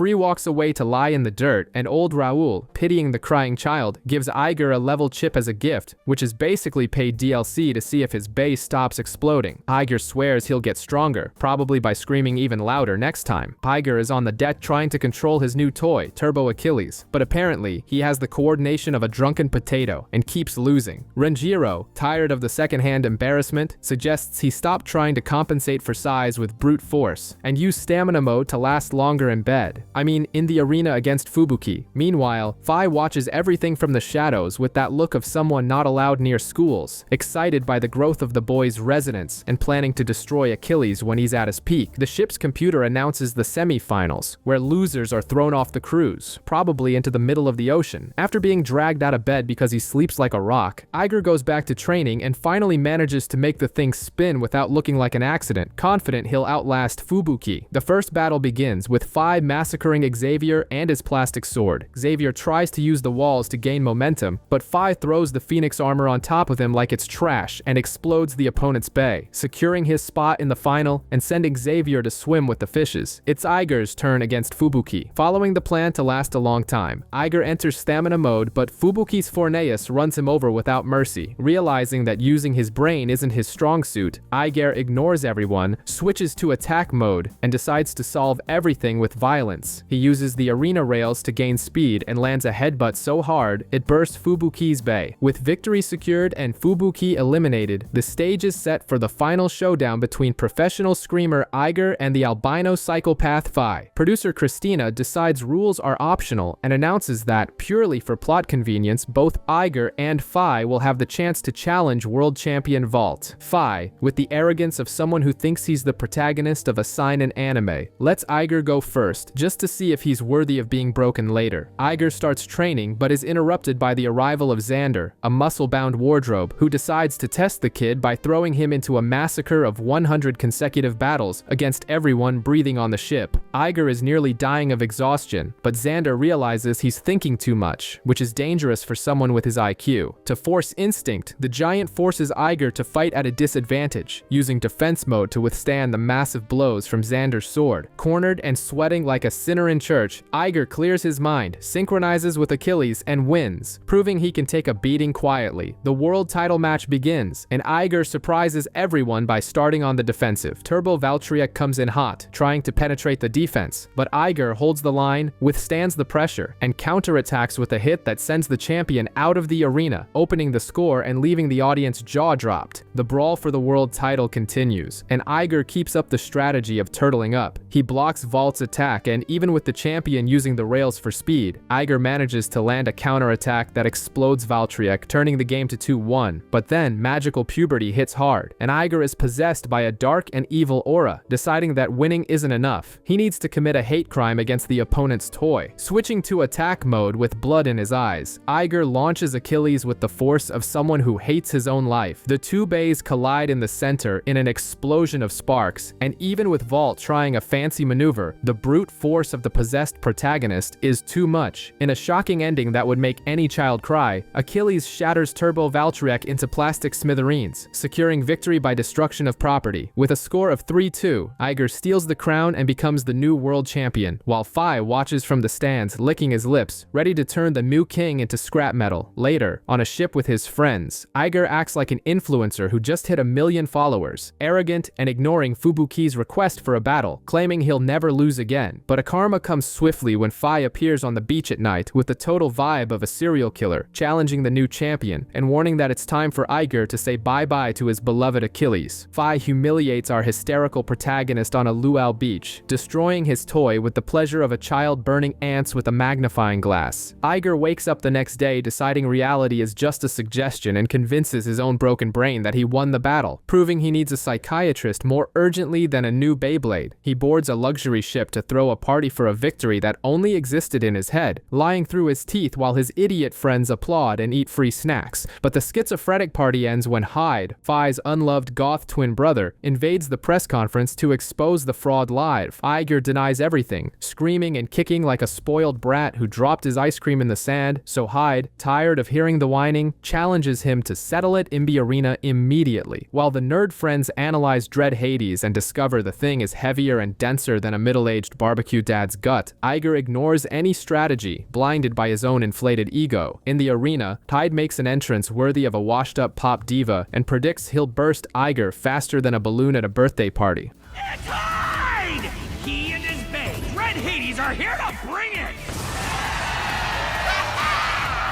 The way I hear it, there's a fake champion in the arena. Our hero attacks with everything, throwing his piece of plastic with fury. But Dread Hades absorbs the hits with its morbidly obese structure without even feeling a tickle. Hyde decides to end the clown show, unleashes Dread Impulse, and fulfills the prophetic promise, exploding Achilles instantly and leaving Iger looking like a fool while the scoreboard reads 2-0 for public humiliation. The kid tries to force a resonance with his top, screaming for more power like an addict in withdrawal, demanding the next fix. But Hyde activates Dread Gravity. The move sucks all the energy out of the room with a suction force that would make industrial vacuums jealous, finishing the match with a shameful 4-0 that leaves the protagonist questioning the meaning of life. Backstage, while Iger tries to pick up the shards of his dignity, a scientist looking like he's never seen sunlight named Dr. Evil hands him an invitation to the Tower of Dread, because of course, accepting invitations from strangers to go to places with scary names is always a great idea. Iger accepts to prove he's a man and goes back to school, where he decides to train by throwing his tops at the faces of innocent classmates, treating the entire club like disposable trash. But karma acts fast, and he manages the legendary feat of losing to Toko via ring out, proving his skill is competing with his sanity to see which goes down the drain first. He runs away crying and finds Suo, that split personality weirdo who loves flowers and violence. Suo notices Iger has become an edgy edgelord and decides to test this new goth phase. The battle begins, and Iger is consumed by a purple evil aura, screaming for Achilles to destroy everything, turning a children's sport into a demonic summoning ritual. Suo's bae gets completely wrecked, and Iger, he still manages to act like a total jerk, even in victory. Iger continues his journey of self-destruction and toxicity, being a complete jerk to his friends, just because he can't make the toy spin the way he wants. On TV, Champion Hyde appears to rub salt in the wound, calling the kid a failure on a global broadcast and promising never to lose. Fubuki gets tired of this telenovela drama, and Iger's sister suggests the only cheap therapy available, a petting zoo with cute animals to see if he calms down. Amidst the goats and sheep, Iger finally stops throwing a hissy fit and admits he just wants to be the strongest, touching the animals with suspicious gentleness. But the peace is short-lived because he unleashes a demonic aura in the middle of the pasture, scaring even the livestock and proving he's a lost cause. Meanwhile, in a random forest, that masked stalker Kyle tries to collect data on Free, but discovers that messing with the depressive blonde is asking for a death wish. Free's Fafnir absorbs energy from Kyle's guard dog with sadistic pleasure and sends him running home crying for mommy. On the other side of the world, Valt visits Iger's dad to forge yet another weapon of mass destruction, Turbo Valtryek, because apparently nobody cares about the laws of physics in this universe. With the new toy ready and the insanity recharged, Iger grabs Renjiro and the two head for the Tower of Dread, ready to get beaten up again and call it an adventure. Iger wakes up on a plane sweating cold and screaming like a crybaby just because he had a nightmare about Phi, proving the trauma of losing a spinning top game is stronger than turbulence. He and Renjiro are on their way to the Tower of Dread, Hyde's citadel, eager to take another beating. Meanwhile, inside the tower, Dr. Evil presents a new rotating arena to Hyde, but the crazy talk is interrupted by Count Nightfell, a phantom thief who decided to break in just for the tea. On the other side of the world, we see Valt being humiliated by Frida La Jolla. Our ex-champion takes a beating not once, not twice, but 300 consecutive times, showing the consistency of a professional punching bag. But as the script demands, on attempt 301, Valt finally stops being incompetent and hits perfect resonance. The Turbo Awakening system locks Valtryek's blades, making it unbreakable, and Valt finally defeats Free with a massive attack, proving that if you try the same thing 300 times, physics eventually gives up and lets you win. Back at the tower, Hyde livestreams his private little show to the whole world. Iger and Renjiro enter the fortress and bump into Kyle, that masked stalker from the ghost ship. He takes off the mask thinking he's some kind of soap opera heartthrob, reveals he was spying on them the whole time, and challenges Iger. The battle takes place in the Solar Stadium, where Kyle's dog, Hazard Corbeus, uses the chain protection to stay impenetrable in the center, protecting his balls with ferocity. But Iger, tired of being played for a fool by henchmen, channels his teenage rage, busts open the Cerberus dog's defenses, and secures an explosive finale while Hyde watches it all from his throne with that smile of someone who enjoys watching watching the world burn. Iger and Renjiro continue running through the Tower of Dread maze like two lab rats, dodging traps until they fall through a trap door leading straight to Dr. Evel's lab. The scientist, looking like he sniffs chemicals for breakfast, wants performance data and challenges the intruders. Renjiro, on his eternal mission to be the useless human shield, volunteers to fight first to spare Iger. Renjiro launches his Crash Rocktavor against the scientist's orb and guard, but soon realizes the enemy Bay has a suction cup on the tip that sucks the arena floor with frightening force. Rocktavor can't handle the pressure of so much suction and explodes, and before Renjiro can complain, a mechanical claw comes out of the ceiling and drags him into a cell, proving he serves better as a hostage than a blader. Iger tries to avenge his friend, managing to break through the defense and shatter the opponent's Bay.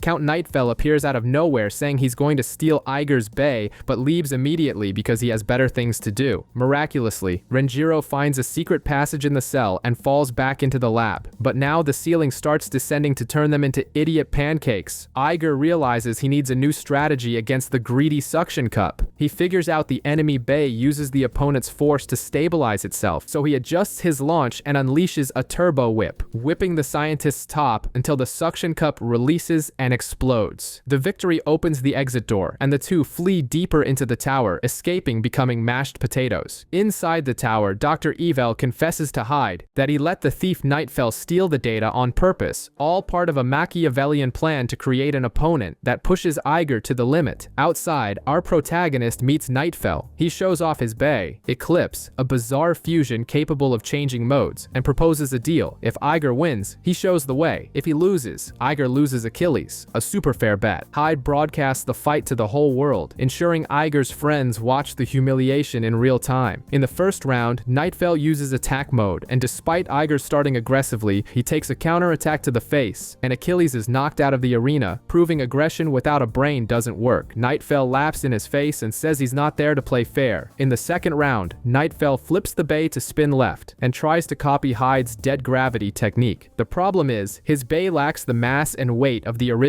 resulting in an underwhelming and limp performance with no impact. Iger notices the flaw in execution, synchronizes with Achilles, and unleashes turbo power, shattering Eclipse's defense and exploding the thief's toy. Defeated, Nightfell pulls the classic cowardly villain move, refuses to keep his promise, and vanishes, leaving only a cryptic hint for them to listen carefully. Iger cleans his ears and follows the sound of bays colliding, finding yet another mysterious blader in the shadows, while Hyde continues watching everything as if it were his favorite soap opera. Our hot-headed protagonist enters the Tower of Dread and immediately runs into the legend, Shu Kurenai, who came to warn the kid that his relationship with his spinning toy is more toxic than a high school breakup. Shu accuses Iger of forcing Z Achilles against its will, basically abusing the poor top, but Iger goes into total denial, swearing their bond is perfect while foaming at the mouth. Of course, the voyeur Hyde is watching everything from a control room, delighting in the fact that he used Iger as live bait to lure more experienced men into his dungeon. The battle begins, and Shu decides to show who's boss, pulling out his thick and sturdy Turbo Spryzen. Before Iger can blink or think about screaming, Shu's Turbo Awakening system bursts Achilles instantly, in a humiliating premature finish. The kid refuses to accept that he lasted less than you in bed and demands a rematch. In the second round, Iger activates Gothic Emo Edgelord mode, thinking brute force solves everything, but Shu's Bay switches modes mid-fight and has an anti-burst mechanism that makes Iger's attack feel like a tickle. After thrashing the child twice, Shu tries to give a motivational lecture about his shameful past as Red Eye, warning that power without love destroys a man. Iger, being the stubborn genius he is, tells his friends to go to hell and swears he'll be the strongest his way. Out of nowhere, the franchise poster boy, Valt, sprouts up in the tower with his shiny new Turbo Bay, but the family reunion is interrupted by Hyde, who appears on the big screen announcing a new event and challenging Iger to be humiliated, this time publicly in the Colosseum. The protagonist accepts, believing this time it'll work out. The massacre for the title begins, and our protagonist Iger believes he's going to wreck the champion Hyde. But reality hits harder than Mom's slipper. Hyde takes control of the match with his dread gravity, and throws the kid out of the arena in the blink of an eye. In the second round, Iger decides the genius strategy is to be consumed by an evil aura, thinking he's become one with Z Achilles on a spiritual and carnal level. But this low-budget demonic possession doesn't doesn't impress anyone. Hyde mocks his pathetic effort, uses Dread Hades to crush Achilles with full force, resulting in an explosion of parts and a beautiful 3-0 on the scoreboard. Devastated and with his toy silent, Iger runs out of the arena to cry in the bathroom, chased by Renjiro's cattle. However, the self-pity party is interrupted by the phantom thief Count Nightfell, who steals Achilles just for kicks to teach a moral lesson. He warns that Iger's obsession with brute power severed the bond with the Bay, meaning, the top doesn't love you anymore, kid. Shortly after, they announce that former world champion Valt has returned to try his luck against Hyde. Valt enters the arena holding his evolved and thick turbo Valtryek, ready to reclaim the belt. The combat starts intense, but the weight of Dread Hades is too much for Valtryek's initial charges, and it ends up being knocked out. But then the unthinkable happens. Even while losing, Valt smiles like a masochistic psychopath, leaving Hyde confused and Iger watching from the stands, unable to understand how someone can enjoy getting beaten up in public, all while waiting for the turbo awakening in the next round. In the second battle, Valt finally stops playing around and activates his turbo awakening, sending sparks flying against Hyde's Dread Hades. While Hyde keeps taunting and attacking with the aggression of an internet troll, Valt ignores it all and nails a ring-out finish with his turbo wing launch, tying the score. The third round turns into chaos when Hyde unleashes his special move, Dread Gravity, putting absurd pressure on Valtryek. But Valt, being the smiling masochist that he is, channels all his love for his Bay, endures the pressure and executes an explosive counterattack, bursting Hyde's Bay and reclaiming the title of world champion.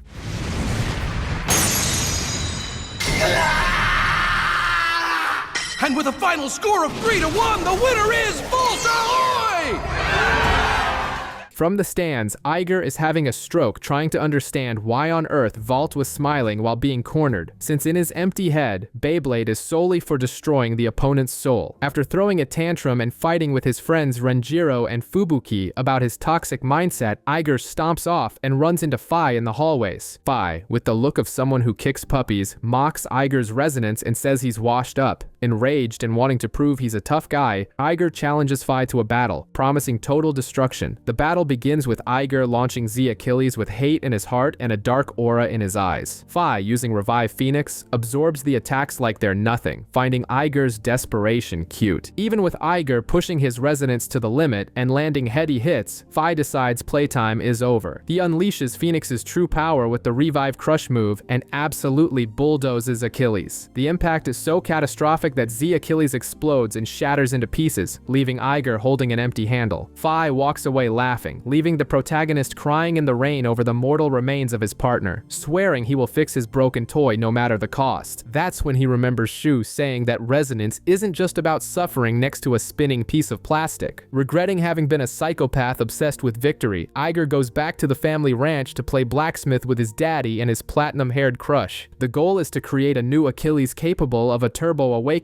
because apparently, Beyblades go through puberty now. First, he creates an aberration full of blades that barely spins, but after Shu criticizes the shoddy engineering, Iger finally forges Turbo Achilles. Dying to test his new toy, he challenges Shu immediately but embarrasses himself when his turbo blades suffer from performance issues and refuse to activate. Shu humbles the kid and tells him to stop relying on the mechanism and get some style of his own. Frustrated, Iger flees to the forest to climb trees like a monkey, but drops his Bay in the river and dives in after it. At that moment, the freezing water resets his brain, and he remembers that playing tops is supposed to be fun, not an existential crisis. With the power of nostalgia activated, he challenges Shu again, and this time, in perfect sync, his blades stiffen and extend, tanking Spryzen's attacks and knocking his rival out of the arena. Spryzen hits the ground first. He vows that Hyde will be the next to spin in his hand. Shu, tired of babysitting, announces that training is over and that Iger needs to learn to enjoy life, leaving the kid alone to find answers. That's when Kit Lopez appears, a brat straight from BC Saul who knows the legendary Valt. Kit takes Iger on a sightseeing tour of the places where Valt became a legend, proving that the secret to success is making friends, not being an antisocial weirdo. They end up at a bakery, where Iger literally gets his hands in the dough, kneading hot soft bread in a moment of culinary bromance. Between one baguette and another, Iger confesses he can't activate his turbo mode whenever he wants, so Kit suggests a strategy strategy to take down Hyde's Dread Hades by focusing on the toy's massive weight. In the official rematch, the tactic works in the first round, but in the second, Hyde bursts Achilles right in Iger's face. Pressured and about to cry, Iger decides to not give a damn about the result and focus solely on the joy of the battle. This mental shift makes him vibrate on the same frequency as Achilles, activating the Turbo Awakening naturally and explosively. With maximum power, he destroys Hyde's Bay with a burst finish, proving that size doesn't matter, but technique does. Inspired by watching two grown men screaming at tops, Kit decides he needs to defeat Iger to prove he's worthy of hanging out with Valt. He barely finished winning, and Iger already has an inflated ego, being warned by his friends that humility sends its regards. The party is crashed by Kit, who descends from the sky on a hang glider like a budget Batman, challenging Iger to a battle. The news that the winner will face world champion Valt gets everyone hyped. Kit reveals he's been stalking Iger in the forest and copying Free's training, proving that originality is a thing of the past. The two go see Iger's dad, who tinkers with Kit's Bay, Air Knight, tuning the toy to use air currents and fly, because physics in this universe are merely a suggestion. In the official match, Iger tries to go all out with brutality, but Air Knight takes off and floats above the arena until Achilles gets tired and stops spinning, humiliating, just like your New Year's resolutions. In the second round, Iger attempts a blitz, but Kit creates a massive wind tunnel that traps Achilles. Desperate, Iger forces a Turbo Awakening to penetrate the wall of wind and hit the opponent in midair, but Air Knight uses the gale itself to stabilize and return to the ring, knocking Achilles out. Kit wins 2-0, securing his date with Valt.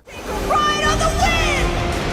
No way! Air Knight has been deflected and sent flying! Oh, and Achilles as well! While Iger is left in the corner promising to train harder, the classic loser speech. Inside the Dread Tower, Hyde is busy analyzing his battle data and inflating his own ego, believing his upgrades will crush anyone, until his older and scarier brother, Phi, invades the place uninvited. A quick flashback shows that their family issues started because their daddy gave them different toys, and Hyde took the one Phi wanted, generating a hatred that lasts to this day. Back in the present, the brothers begin a globally televised match where Hyde aggressively attacks with Dread Hades, trying to humiliate his brother, but Phi acts like a masochistic punching bag, losing 6 times in a row on purpose just to leave Hyde frustrated for not making him scream. When Hyde finally demands he take it seriously and stop pretending he likes getting beaten up, Phi reveals he was just testing the durability of his brother's Bay. He drops the facade, summons a terrifying residence, and in a stroke of pure plastic violence, Phoenix attacks with full force and shatters Dread Hades into 1,000 pieces. While Hyde stands paralyzed, watching his partner turn into scrap metal, Phi, in an act of total disrespect, collects the mortal remains of his brother's toy and fuses the core with his own, creating the monstrosity called Dread Phoenix. On the other side of the screen, Iger feels an absurd physical nausea seeing such destruction, proving he takes this game of tops way too seriously for his own health. Principal Shinoda gathers the Bay Club and the gang to show where the school budget went, a 2-story arena with rails and ramps, and decides to inaugurate the new toy with a 6-person battle royale. Suo crashes the party, focused on testing if Iger is still a fraud. As soon as the match starts, Iger knocks Koji out of the ring just to feel important, while Suo goes around bulldozing everyone, sending Toko's Bay flying to the lower level and eliminating Renjiro and Fubuki in sequence. Iger, in an attempt at genius, uses the ramp to fly, but ends up face-planting on the floor and bursting all by himself, a pathetic performance that eliminates him from the match. In the end, it's just Toko against the maniac Suo. Toko reveals that his cowardly strategy of taking a beating to gain energy worked and wins with a survivor finish, earning the title of club captain right after. Iger, being the sore loser he is, gets pissy and drags Renjiro to the riverbank for a tense meeting demanding to know his weaknesses, but the argument turns into a 4-way brawl when Fubuki and Suo show up to measure who has the bigger bay. Far away, Phi meets Free in the forest and politely informs him that the next toy to be shredded will be his Fafnir. Naru wakes Iger up with screaming news that Free is going to fight Phi in an event that promises to be a televised funeral. Phi announces to the world that his new hobby is destroying champions' bays, but Free, who is training in the woods like an isolated hippie, remains full of confidence that his spinning piece of rubber is indestructible. The battle begins at Elastro, and in the first round, Fafnir sucks all the energy from Phoenix's attack and throws it out, scoring the first point. Phi doesn't even blink, and in the second round, he uses the bay's own armor as an illegal projectile, knocking Fafnir out of the arena and tying the game. In the decisive round, Free unleashes all his sweaty aura, but Fi decides he's tired of playing clean. He executes the Dread Cannon Crush, pinning Free's Bay with the armor and crushing it against the floor with such force that Geist Fafnir explodes into shards, turning into instant trash. Valt is horrified and tries to challenge the villain right there, but Fi rejects him with disdain, saying he'll save the main course for later. Realizing he doesn't stand a ghost of a chance against a toy-destroying psychopath, Iger decides to flee to Xavier's kingdom to see if he can learn to play properly. Our hysterical protagonist, Iger, arrives at Prince Xavier's ostentatious kingdom, wanting to train and eat for free. The royal playboy, who was stalking his progress, welcomes the kid with a banquet before humiliating him in physical tests, proving that breaking tiles with your bare hands is no substitute for real discipline. After showing that Iger has the balance of a drunk giraffe, Xavier reveals a gourmet stadium with a speed rail for launching his bomb top. In the first round, the prince uses the rails to throw Achilles out of the arena, and in the second, he repeats the dose with a triple attack. And after this humiliating defeat, they head to the castle just to strike a giant rock with a sword, because apparently, hitting minerals is crucial to spinning a plastic toy. Iger tries to imitate him, fails miserably, but after clearing his empty mind, he manages to crack the rock. In the rematch, Iger finally stops shaking, uses the turbo shield to stop getting beaten up, and surfs the Playboy's rails to activate the awakening and burst Excalius, making Xavier accept defeat with the class that our hero lacks, who is already setting his sights on Africa to bother the wildlife. Iger lands in the African savannah to reunite with Laban and his oversized kitty, eager to test his new toy. The Jungle Boy warns that the stadium is on top of a sacred mountain, because accessibility is for the weak, and naturally the two get lost on the way. While Laban hunts for dinner like an alpha predator, Iger proves that without room service, he'd die in 10 minutes. During his sleep, the doll version of Achilles appears in a vision telling Iger to stop being insecure.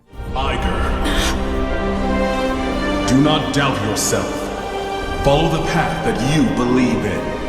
At the top of the hill, Laban reveals a stadium full of homicidal rails and wins the first round while giving a moral lesson about the law of the savannah. Iger decides the law is to hit first, uses the rails to clash head-on, and penetrates the leopard's defense with a turbo sword, securing the victory. Right after, a live broadcast magically appears where Valt defends his title against Kit using a turbo whip to burst the flying top. Inspired by the gratuitous violence on TV, Iger renews his hopes of one day beating up the world champion. Sugar rushed after watching TV. Iger runs out to train and Laban follows him like a lost puppy. They bump into Kit, who takes the opportunity to call Iger a loser and proves his point by beating him in a lightning-fast battle. The kid refuses to be humiliated, challenges Kit, and takes him to a stadium designed by a mad architect full of ramps. In the first round, Kit's top flies more than a budget airline and ties the game. In the second, he uses the wind to throw Achilles out, leaving Iger looking like a fool. But in the final round, the protagonist decides to stop playing airplane, dives into the kid's defensive tornado, and penetrates the wind barrier to explode Air Knight. Laban realizes he's a third wheel and leaves to train, while the rest of the group gathers to watch the announcement of the cockfight between the legendary Shu and the destructive goth Fi. In a flashback, Fi threatens to destroy Shu's toy to feed his inner darkness, proving he urgently needs therapy, while everyone rushes to the arena to watch the circus burn. The dispute begins between the fire spirit, Shu Kurenai,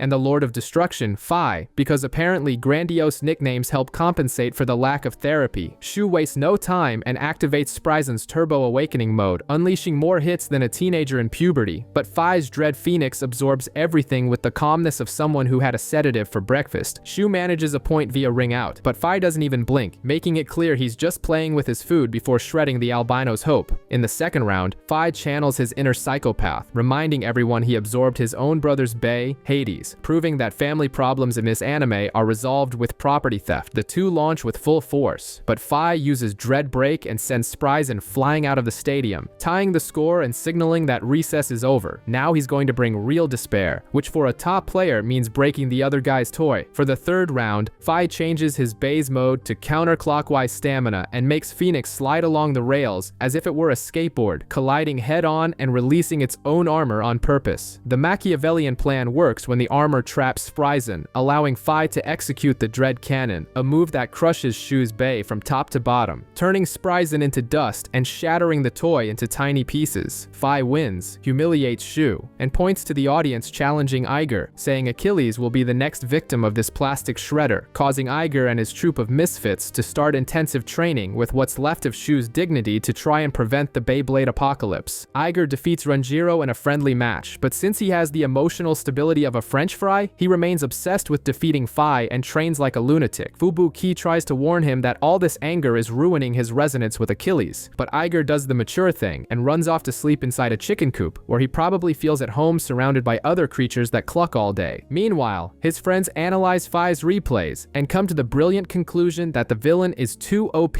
and has no weaknesses, just like that boss you can never beat. When Iger is about to return to his suicidal training, Shu Kurenai shows up with his Spryzen patched together with superglue to give a moral lesson. He explains that brute force against Fi is useless and that Iger needs to learn to take a hit before hitting back, organizing a handicap match where Iger has to face Shu, Fubuki, Renjiro, and Suo at the same time. Basically a metallic beatdown. On the first attempt, Iger is humiliated faster than a salmon in rapids and takes a burst to the face. Shu tells him to stop crying and try again while listening to Achilles. In the second round, Iger finally decides to use his brain and focuses on defense, withstanding the combined beating of 3 bays. When Shu launches the final blow, Iger activates the turbo shield, deflects the attack, and sends a turbo sword that bursts Spryzen, winning the training and proving that using protection is always the best choice. The group celebrates by eating Nika's sandwiches, because nothing says friendship like cheap carbs, while in his evil lair, Fi promises to destroy Achilles before going after Valt. Iger wakes up surrounded by his friends after passing out from exhaustion, realizing that no matter how much they help, he's the one who has to handle the trouble with Fi alone. He goes to train in the woods to clear his mind, receives a motivational call from Valt, and decides to return to the family farm to face his own father in a therapeutic battle where they resolve generational conflicts through tops. The father realizes his son has finally become a man and acknowledges his strength, while Iger confesses to his plastic bay that he is terrified of Fi, but trusts his partner. The day of the final arrives, and the tension in the arena is palpable. Fi, being the dramatic diva he is, demands a special burst-only rule, where points only count if the other guy's bay explodes into pieces, basically turning the fight into a demolition derby. Iger accepts because he is a masochist. In the first round, he focuses entirely on defense, using Turbo Awakening to tank the hits from Dread Phoenix, which knocks Achilles out of the arena, but thanks to the stupid rule, the score remains 0.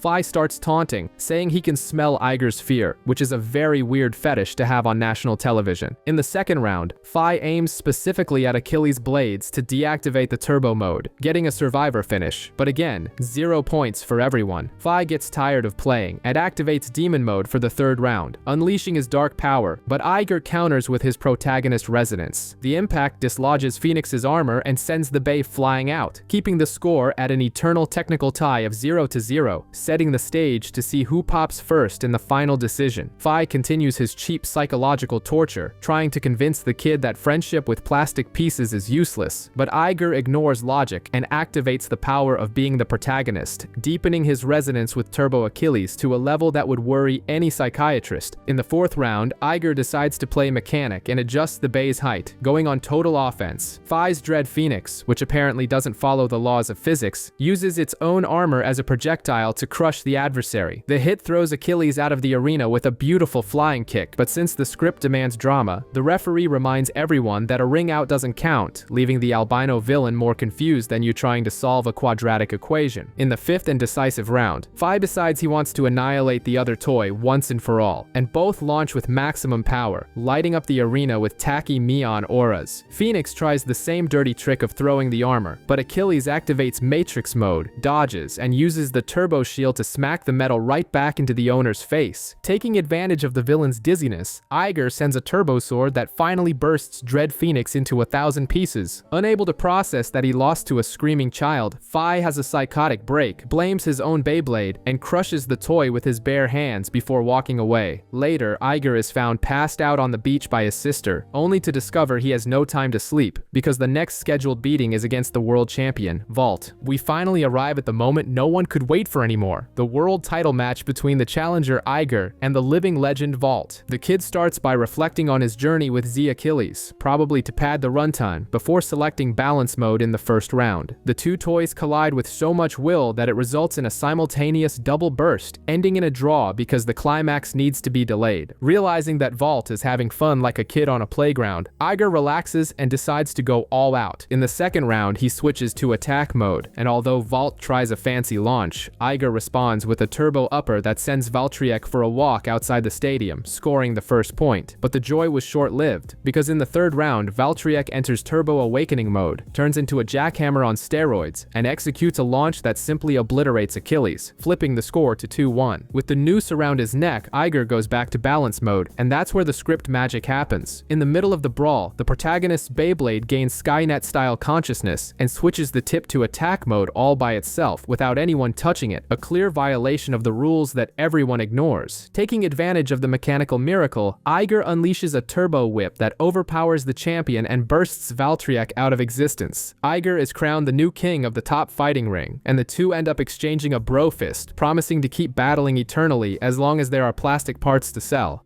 Achilles and I finally proved to everyone we're the best team in the world!